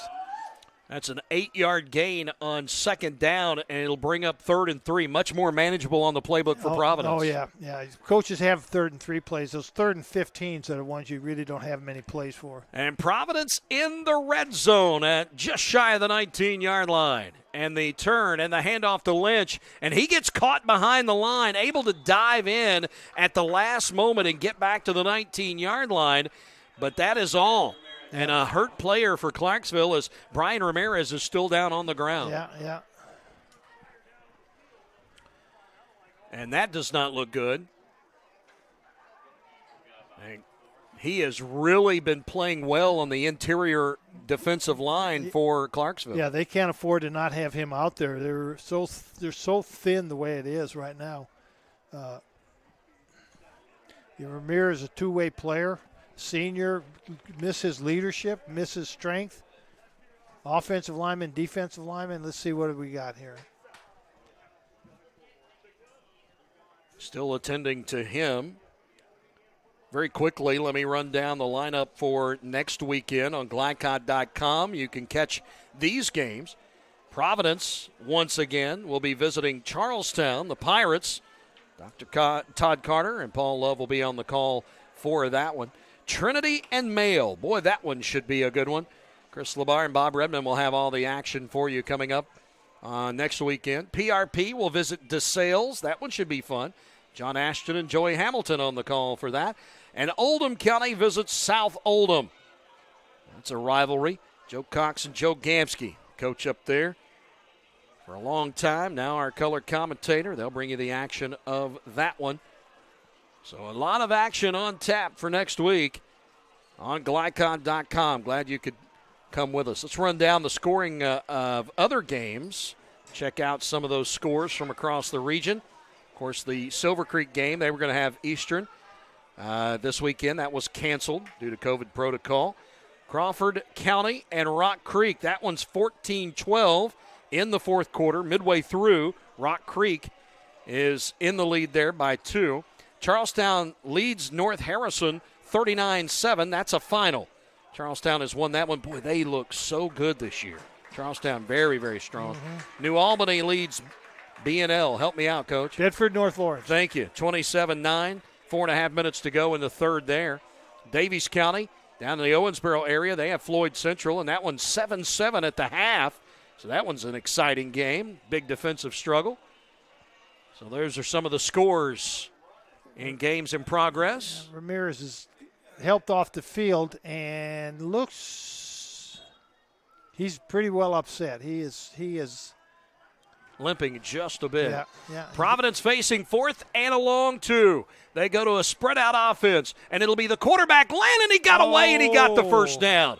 I believe he got the first down. Yeah. Somebody had him in the backfield. It was Brickshaw Dickerson who could not get him and get him all the way to the turf, but had a shot. Yeah, that's a big play on Lanham's part. And he gets to the 14 with the carry. A 4-yard gain checked out a 3-yard gain, and it's 1st and 10 again for Providence. Ooh, that one's tough with 9:20 to play. Turn and a flag coming in, or just a whistle? No, we got a flag. We do have the flag down, and it is a false start against Providence. 2. First time really this game, Coach, that we've seen multiple penalties in a drive. Yeah, it's this late in the game. Well, of course, right now, Jim, players are getting tired. These guys, a good number of them are playing both ways. Right. They're getting a little tired. So 1st and 15 now from the 19-yard line.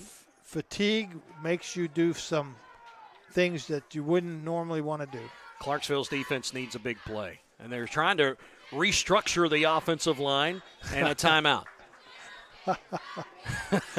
Trying to get the right guys in the right spot. Well, very seldom do you see linemen in motion, but that was kind of maybe a trick they were trying to pull. Well, the flag wasn't thrown. You can move all the linemen you want just as long as you move them one at a time. Yeah, they were, but the problem was they were trying to find spots for themselves that somebody else was already in.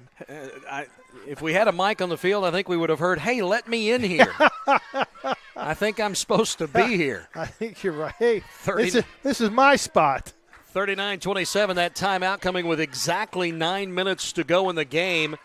If Providence scores on this drive, it's going to be tough on the Generals. Generals hold them. They can still make this comeback. Still get in it. You're right. But as fast as these touchdowns have come in the second half, there's stranger things that have happened. Yeah, well, and Providence has kind of slowed it down a little bit, and I think they're doing this on purpose. We want to score, but we want to eat up some of that time too. 1st and 15. We had the 5-yard penalty for false start on Providence. They're at the 19-yard line. And the snap and the turn. Fake the handoff, rolling left, all kinds of room. Lannon throws down the sideline. It is incomplete. He tried to get the pass into Wall, had a small window on that sideline, but couldn't do it. And Wall actually made the catch and did a good job of trying to get his feet in bounds, but obviously was out of bounds. But I'm surprised on that play. Clayton Segabart, the freshman, able to make enough of a nuisance of himself that Wall couldn't bring it in and get his feet down. But that's surprising. That call was kind of surprising. On 1st down, it is a bit. Yeah. The way Bratcher had been running the football, I'm a bit eyebrow raised, if you will. 2nd and 15. And they're going to throw again, rolling right this time to the sideline, to the end zone. Touchdown. Wide open. Wide open is Cade Unruh. Cade Unruh. You're exactly right, Coach, and that's a 19-yard touchdown pass. And that's Clarksville was caught napping there. They weren't expecting that. To be honest with you, I wasn't either. And that puts them at 45, and an extra point coming on from Hoke in just a moment. 19-yard touchdown pass from Lannon. Lannon's 7th of the year. He's got 4 tonight, and the extra point goes up and through. So again, through the air, Providence able to add onto the board. Now Clarksville in a world of hurt. We'll see what they do. Can they score quickly? Back in a moment on GlideCod.com. COVID-19 continues in our community. We are seeing increased cases in the younger population. While severity may be lower, there are still many health issues associated with infection, risk of transmission to other vulnerable citizens, and increasing the rate of development of variant strains. This is why the CDC recommends you get vaccinated. For more information or to schedule a COVID-19 vaccine or test, visit www.clarkhealth.net. Again, that's www.clarkhealth.net.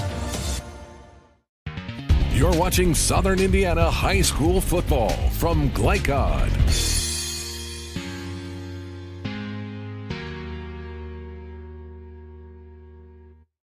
Coming into this game tonight, the quarterback for Providence in the first 3 games, Carter Lannon had thrown 3 touchdown passes. Tonight, he eclipsed that. He's got 4 and 7 overall for the season. 4 and 3 in a little over 3 quarters. Unbelievable performance tonight.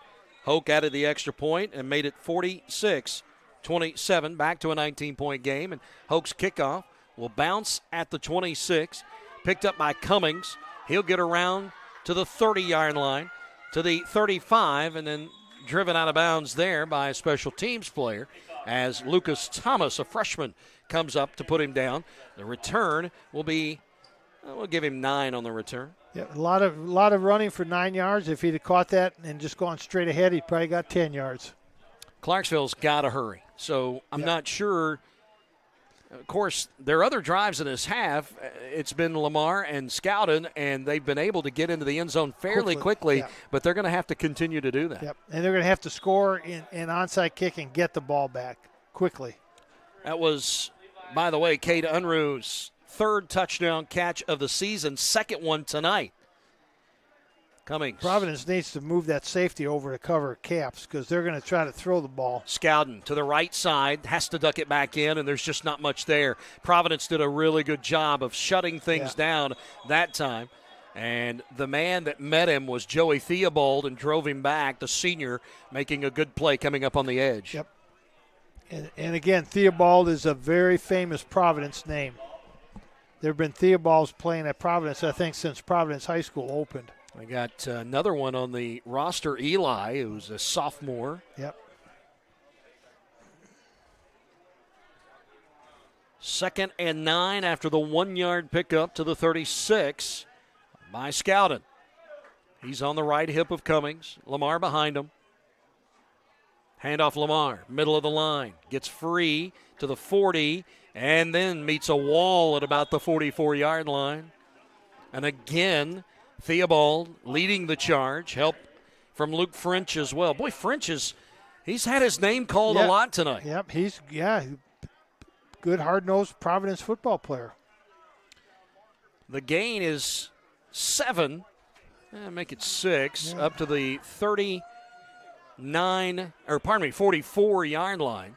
They're going to be about half a yard shy. Yeah. Well, let's see. If I'm going to live dangerously, I'm going to throw the ball out here to Caps. Oh, they jumped offside. Good. Hey, good discipline. Long count, yeah. Yeah, good discipline on Clarksville's part. Got the first down the easy way. And offsides the call against Providence. Now, in their last drive, they did score on it, but they had 2 false start penalties. They had a substitution penalty earlier. And as Coach said, these teams starting to become fatigued, but the clock, the bigger enemy now, under 7 minutes to play in the game. First down by penalty there, 49-yard line. Same formation. Scowden, first man through, driven back. He tried to, and they're going to call him down. They're going to call him. I don't know what Scowden was thinking, but he tried to flip that forward. Lamar was there. Yeah, I think he was trying to flip it over to Lamar, but. And they'll give him the line of scrimmage, and that is all. So no gain, 2nd and 10. But, that would have been in the game right there. Yeah, that would have. But I'm looking at Caps is getting single coverage out there, and Clarksville needs to score here quickly. Caps out there all by himself with just single coverage. Yeah, to me, is a good way to score quickly. 1 safety in the game. They're cover 1 right now, Coach. Yeah. 2nd and 10 from the 49. There he is. Fake the handoff to throw. Cummings got a deep ball on it, but he was not able to get it far enough out there to run under or get Caps to run under it. That one was a little bit short. I thought it looked good coming out of his hand, but it just held up. I think somebody shot it when it was up in the air. Pull. What happened on that, though, is he's got single coverage, one deep safety, and he ran a pattern. He ran the pattern right into where the safety was. Yeah. Instead of fading it into the sideline away from the safety, he ran his pass pattern right into where the safety was. So in reality, he ended up getting double covered. So 3rd and 10. Handoff Lamar. He's got some running room. He's got the 10. And he's going to be close. I think he might be just a little bit shy. A little short, yeah. It's going to be 4th and 1. Just a little bit. Yeah, you're exactly right. They mark him down at the 43. They have to get ahead of the 42. 4th and a very long yard. Lynch coming up with a cramp, but looks like he's okay to go. He stretched that back hammy out or the calf muscle. And now 4th and a long one. And Clarksville will go for it. Wide out to either side. And now the play coming in. It got deathly quiet here. Lamar, first down. Yep. 40-yard line, then inside the 40-yard line. Got it. Made the tackle finally was Connor Sad. And, Jim, that clock is still working against Clarksville now. They needed to score quicker than this. Down to 5 minutes to go in the game here in just a moment. And they've reached the 5-minute mark. Clarksville needs a score big time. And they will probably have to onside kick even if they do. 1st and 10 from the 38. Throwing, long pass, Caps overthrew everybody. That one had too much on it, and Caps didn't run under it. Yep. I thought Cummings in the first half, he didn't throw many passes, but he looked more on target then. Yeah, he was short on the other one and long on this one, but in both cases, Caps was pretty well covered by Providence. The safety is cheating way over. As soon as the ball snapped, he's cheating the Caps. Clock stops with the incompletion. I said the 38, actually probably about the 39 is where the football is. 2nd and 10. Now just 7 seconds on the play clock. They get the snap off, though, and go Lamar. And he just burst through. He hit a different gear there as soon as he got the ball secured and gets down close to another first down. Going to mark him down, knee down at the 31. Yeah, see, it's nice to have a player like that, it's 2nd and 10, and you can get 9 yards on just a straight-ahead isolation or dive play. 3rd and a healthy 2. More like 1.5. Ramirez to the right, Caps to the left. Lamar, right side, first down. Falls forward to the 25. Now reaching the 4-minute mark very shortly. 4:09. Clock stops with the movement of the sticks on the first down. Clarksville's basically taking what Providence's defense is showing them, but it's not fast enough. Right. That's the conundrum. Yep. They need Lamar to break one. He has to break one of these. And to me, the best way for him to break one is to get outside wide. Up around 160 yards now tonight for Lamar. Another huge rushing game. And remember, he only had around 58 rushing yards at halftime. They had bottled him up. He has been big time here in the second half. They're going to throw. Wide receiver screen, Caps. Got away from one. Made a move. Down to the 10. And then gang tackled. And they get the football away. They got the football away. They wrestled it away from him. And the official is saying yes. Yep. Coming in and taking the ball away was Joey Theobald. They saw what Caps was doing as he made a move. He held the football out in front of him, and Theobald just wrestled it away. I think earlier in the game I'd mentioned the fact that he was not securing the ball very well when he was carrying it, and that was a good example right there. Great catch. Great effort on his part, and sometimes that great effort, if you're not securing the ball, is really not going to be of any value. It's a shame because he really did make a good effort there. So Theobald gets credit for the takeaway. And now they can run it out. 3:35 to play. They'll hand off. Lynch, he'll duck over to the right side, try to stiff arm, but not going to be able to stiff arm Caps. Too much wingspan there. Yeah. Still able to get up to the 20-yard line. Yeah. 3 yards shy of a first down. It'll be 2nd and 3. What I'm impressed with Providence is how well these freshmen, sophomores have played in this game. That Lynch is a sophomore. He's had a big second half running the ball. 3:10. And Providence taking as much time as they can in between plays. Landon actually with his eyes on the clock right now.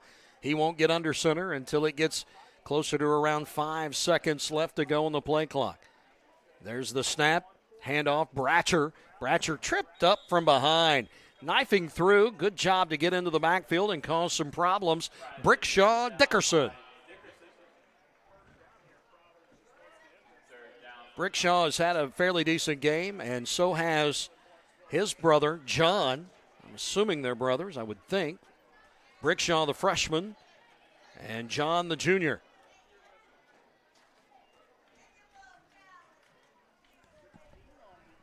And the clock to 2:20. Yeah, you just keep eating the clock up. Take your time. You know, this is one of the good things about Indiana high school football is they do have the play clock down on the field, while in Kentucky you don't. Bratcher tumbles over Lamar at the 26-yard line, but it's enough for a first down, and they may not have to get but one more to make this one academic. Yeah, well, you know, as Don Meredith used to say, turn out the lights, the party's over.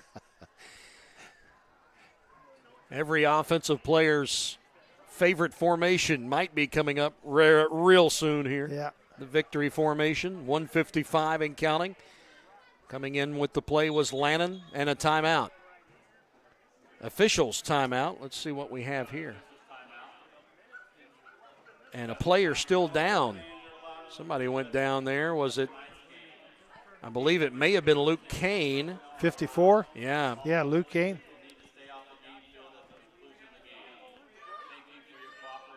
Well, Clarksville not able to make the defensive plays in the first half.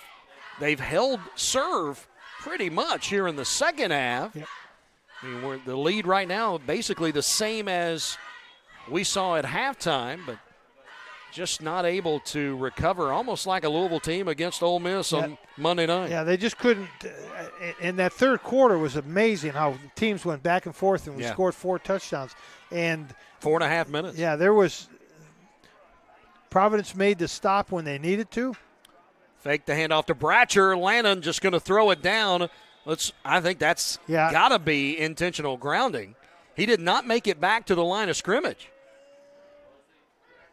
I don't see a flag. They're going to say he had somebody in the area. I guess there was somebody there. Goodness gracious. But again, a pretty heady play. So now the clock continues to run. 1 minute left to go in the game. Yeah. This is taking the 2nd and 10. Handoff Bratcher, and Bratcher breaks free. First down, that'll do it.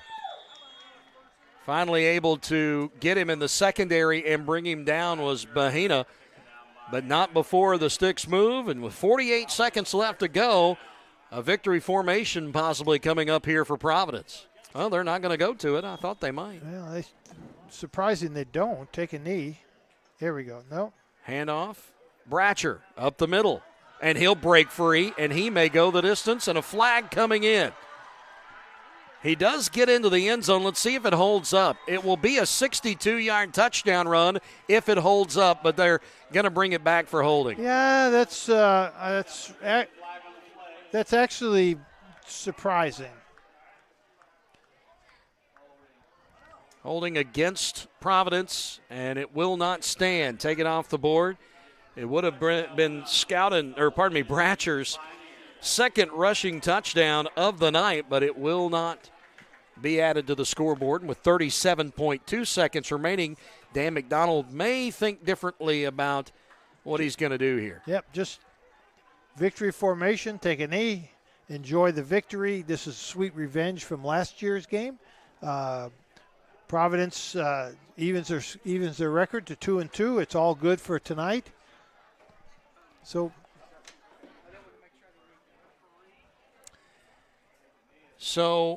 2 timeouts left for Clarksville. They could actually make this a thorn in the side if they wanted to, but we'll see if they're going to bring out the offense again. No victory formation. It's just Lannon back in the shotgun. He's got Lynch with him. Fake the handoff. Going to throw. And they'll throw downfield and catch it. And it's a tackle at the 20-yard line as the catch made by Unruh at the 25 and then falling forward after he was caught from behind. And this one's surprising that Coach Dan McDonald would do this. They had Ramirez, who made the tackle, Eric Ramirez, who stayed with Unruh and made the tackle, but is going to come off the field with a little bit of an injury. Yeah. And a timeout for Providence with 13.7 seconds remaining. Surprising. Well, I've been on both sides of this situation, and I'll take care of my team. You take care of your team. I mean, that's pretty much what it comes down to. And but it is surprising. So the timeout, Providence, only one timeout remaining.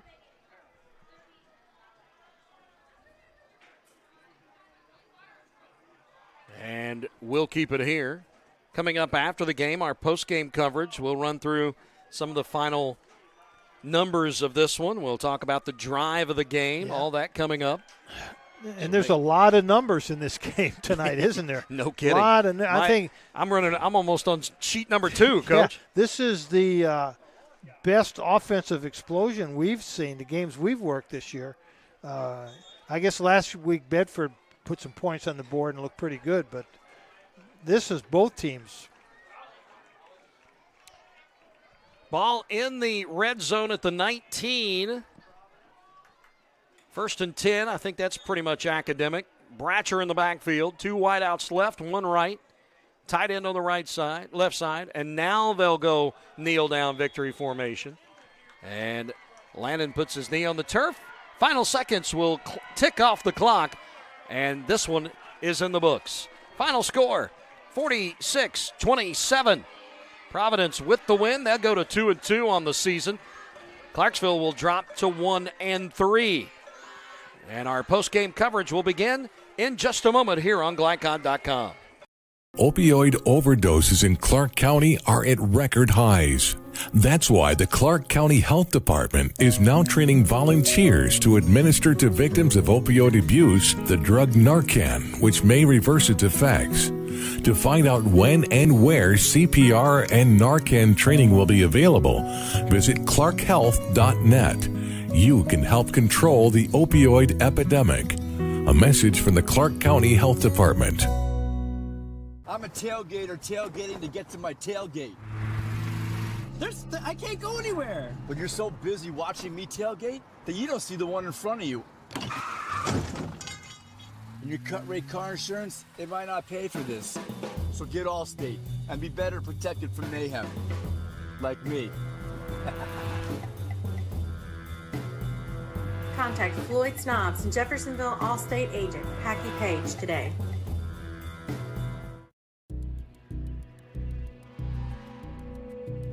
In one fell swoop, one innocent city will be left with one burning question. What? No. When you need to be there, you need an Interstate, the car battery auto techs prefer. Come by Interstate Batteries, 1510 Production Road, Jeffersonville. Hi, this is Sheriff Jamie Knoll of the Clark County Sheriff's Office reminding you to please buckle up, wear your seatbelts, and refrain from texting while you're behind the wheel. Your safety is our priority. Enjoy the game.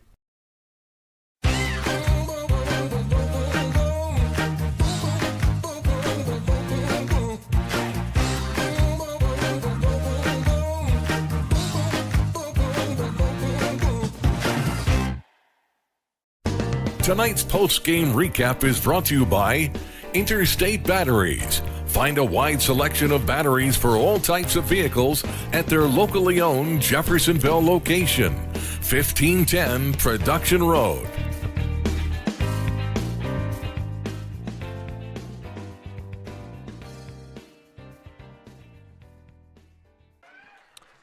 Back here for post-game coverage as Providence has won 46-27 over a 19-point win over Clarksville. And the Generals, they give a trophy for the MVP of the game here, Coach, and they gave it to Thomas Lynch. He had a monster game both defensively and on the offensive side of the ball, running, catching passes, intercepting one. Yep. He's had a monster game tonight, and I can't argue with their logic on that one. I can't either, and I'm looking. He's a sophomore, so he's got a bright future for Providence, years to come. It was an easy pick for the MVP for Clarksville. They picked Robert Lamar. That was an easy pick. Right. Providence, they could have had some other kids in consideration. Lanham had a fine game. 4 touchdown passes today from Lanham. Yeah, Atlanta with 4. That's correct. He had 3 coming into the game in the first 3 games and did 4 tonight. Yeah. So this one he'll put in his back pocket and remember this one long way down the road. This was a good game to spot, to watch, to broadcast. This is what high school football to me is all about. The kids playing hard the whole game. I really enjoyed what Coach McDonald's doing with his squad. Great night. Let's do the drive of the game. Tonight's drive of the game brought to you by Jim Butner Auto Group in Clarksville. They're striving to keep you driving. Drive of the game, Coach. Drive of the game. Well, in the second half, all the fireworks occurred in that fourth quarter, back and forth. Clarksville got back in the game. They scored, tried an onside kick. Providence recovered it on the 50-yard line. They had a 50-yard drive, and Lanham threw a touchdown pass. You said it was 23-yard touchdown pass to Wall, and they answered the Clarksville touchdown, and that pretty much shut the door for Clarksville. Yeah, it's Brian Wall's first touchdown catch of the year. So that, to me, was the drive of the game because that answered Clarksville's touchdown and just kind of shut the door. And it seemed continually tonight, Coach, that the Providence receivers would get behind the secondary of the Generals, and it just caused havoc. Yep, it did. And, I don't know what the Clarksville defensive backs were looking at. Right. But they certainly weren't going through their progressions. Well, and it seemed like they would key whatever side of the field that Lamar as a safety was on, they would go to the other side and get behind him. Yep. Yeah, you're exactly right. All right, we'll take another timeout, come back, and we'll talk about some numbers from tonight's game as Providence wins by 19 here on GlideCod.com. Westminster Village, Kentuckiana in Clarksville for affordable retirement living in a multi-level community setting. Our monthly apartment rentals start at $750 for a 1-bedroom or $1,050 for a 2-bedroom with no security deposit or application fee. We also offer assisted living options with Medicaid waivers accepted. Call 812-282-9691 to schedule a tour or go online at westminstervillageretirement.org for a virtual tour. Experience the difference at Westminster Village, Kentuckiana.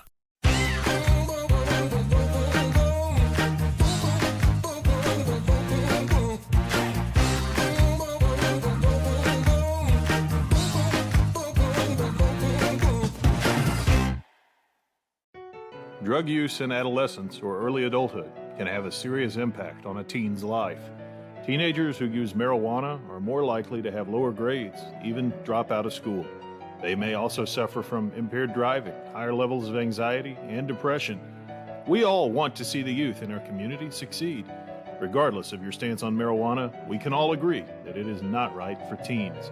Paid for by Drug-Free Communities, the Department of Mental Health and Addictions, and Our Place. As COVID-19 continues in our community, we are seeing increased cases in the younger population. While severity may be lower, there are still many health issues associated with infection, risk of transmission to other vulnerable citizens, and increasing the rate of development of variant strains. This is why the CDC recommends you get vaccinated. For more information or to schedule a COVID-19 vaccine or test, visit www.clarkhealth.net. Again, that's www.clarkhealth.net. I'm your cat. And ever since you brought me home that day, I've been plotting to destroy you. This is 1 billion years of tiger DNA just ready to pounce. And if you got the wrong home insurance coverage, you could be coughing up the cash for this. So get Allstate and be better protected from mayhem, like meow. Contact Floyd Snobbs and Jeffersonville Allstate agent Packy Page for a quote today. You never know who you're going to run into at a Skyline. I moved to Cincinnati and I was playing in bands. I met Michael and we've been playing and writing music ever since. We live 300 feet from a Skyline and we go there constantly. And I'm sure there have been multiple times where we've gone before a show and then after the show. Any time for us is Skyline time. It has a feeling kind of like those mom and pop diners, also like a deep charm for me. It's just good hangs there at Skyline. Founded in 1910 in the Ohio Valley region, German American Bank has been raising the standards in banking, insurance, investments, and wealth management for over a century. We're big enough to provide the conveniences of modern banking, yet small enough to care about the people and communities we serve. Because we believe that when a community thrives, its people prosper. Strengthening our community since 1910. German American Bank. You're watching Southern Indiana High School football from Glycod.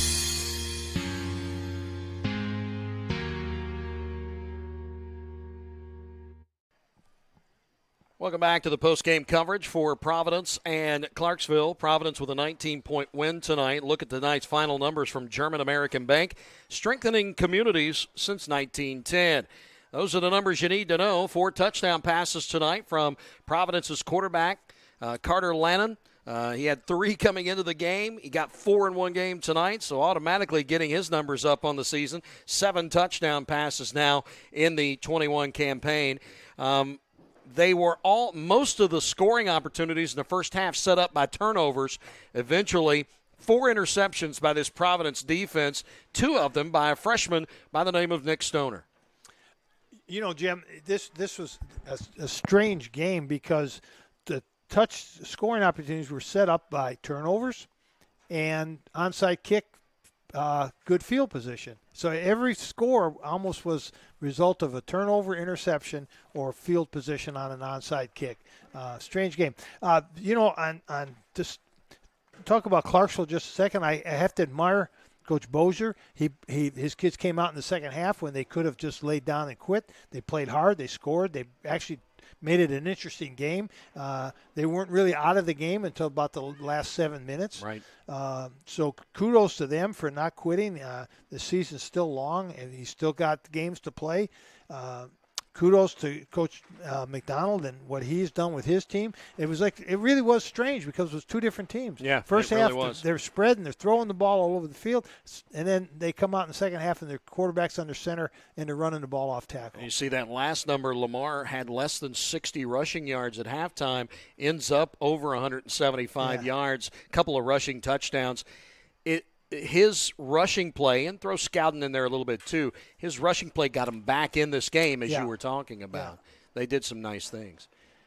So that is a kind of a rundown of the numbers here tonight as we start to wrap things up, Coach. But Providence travels to Charlestown. That'll be a tough game coming up for them on next weekend, next Friday night. Yeah. Clarksville has to go, or they're staying here. They have the Salem Lions coming in, but it'll be interesting to see how these 2 teams answer off of this game. Yeah. You know, Clarksville already had a tough game that was a little bit lopsided against Charlestown last week. So it'll be interesting to see how Justin Bozier's team answers. Well, and Salem coming in here, Salem is a bigger school, bigger squad, bigger players. It'll be a tough game for Clarksville. Providence right. Going to Charlestown could be a very interesting game. Like I say, if I was coaching against Providence right now, I'd have a hard time scouting them. I don't know what team's going to show up. What are they going to? Is this going to be the running team? Is this the passing team? One half they're going to do this one. So they're going to give Charlestown some problems. Coach, that'll pretty much wrap things up for us tonight. We'll take one more break, come back, and say goodnight for the evening. This is Glycod.com.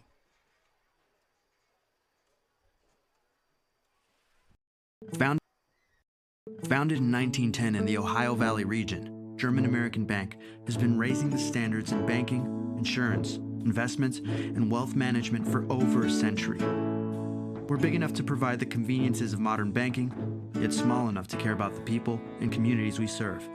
Because we believe that when a community thrives, its people prosper.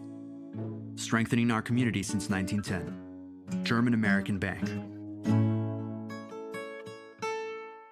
You're busy, always on the go, and when your car needs repaired, you need it done right. At Call's Body Shop, you can make an estimate appointment to better serve you. Just call 812-949-5245 and schedule a time that fits your schedule. They're open Monday through Friday, 8 to 5, and are family-owned and operated. They've been serving Southern Indiana since 1954 at 2801 Mount Tabor Road in New Albany. It's your car, and you have a choice on your repair. Call's Body Shop. Can they fix it? Yes, they can. What makes a credit union different or better? As a full-service credit union for the communities we serve, Centra offers competitive rates, online convenience, and a solid network of branches and ATMs. But we think we offer something more. They looked at me as a person, not a number. I would say it's always been a good, personable experience, whether it's over the phone or actually at a Centra location. And we don't just listen to our members. We deliver new services, better rates, and lower fees. Visit Centra.org to learn more.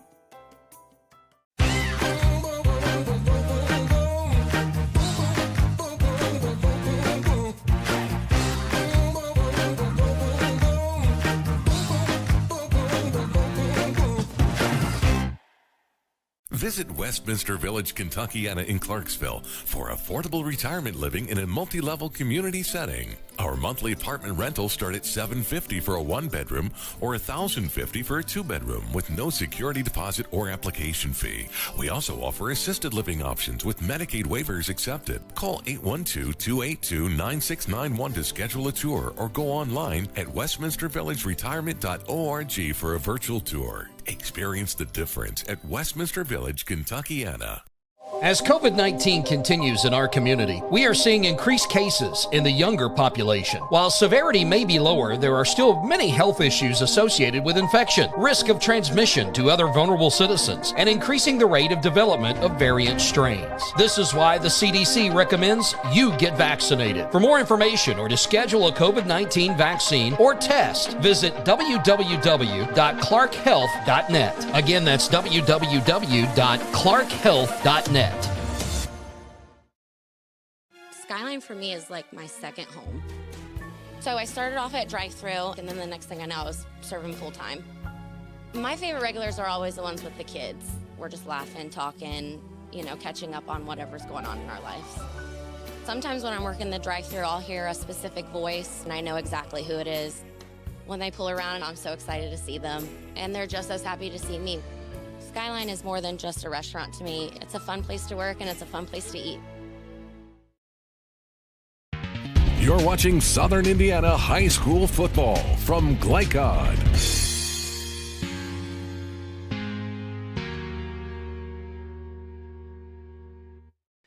Well, it sure was a fun game to call tonight. Providence wins. You see the final score, 46-27, as they get the 19-point victory over Clarksville.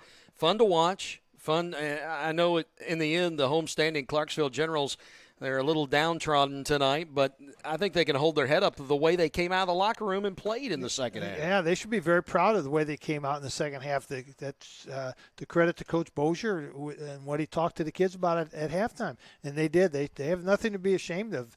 They played hard. They played a tough game. They played a clean game. Very few penalties. Nothing bad happened on the field. Right. So, yeah, they have nothing to be ashamed of. Played hard and keep doing that.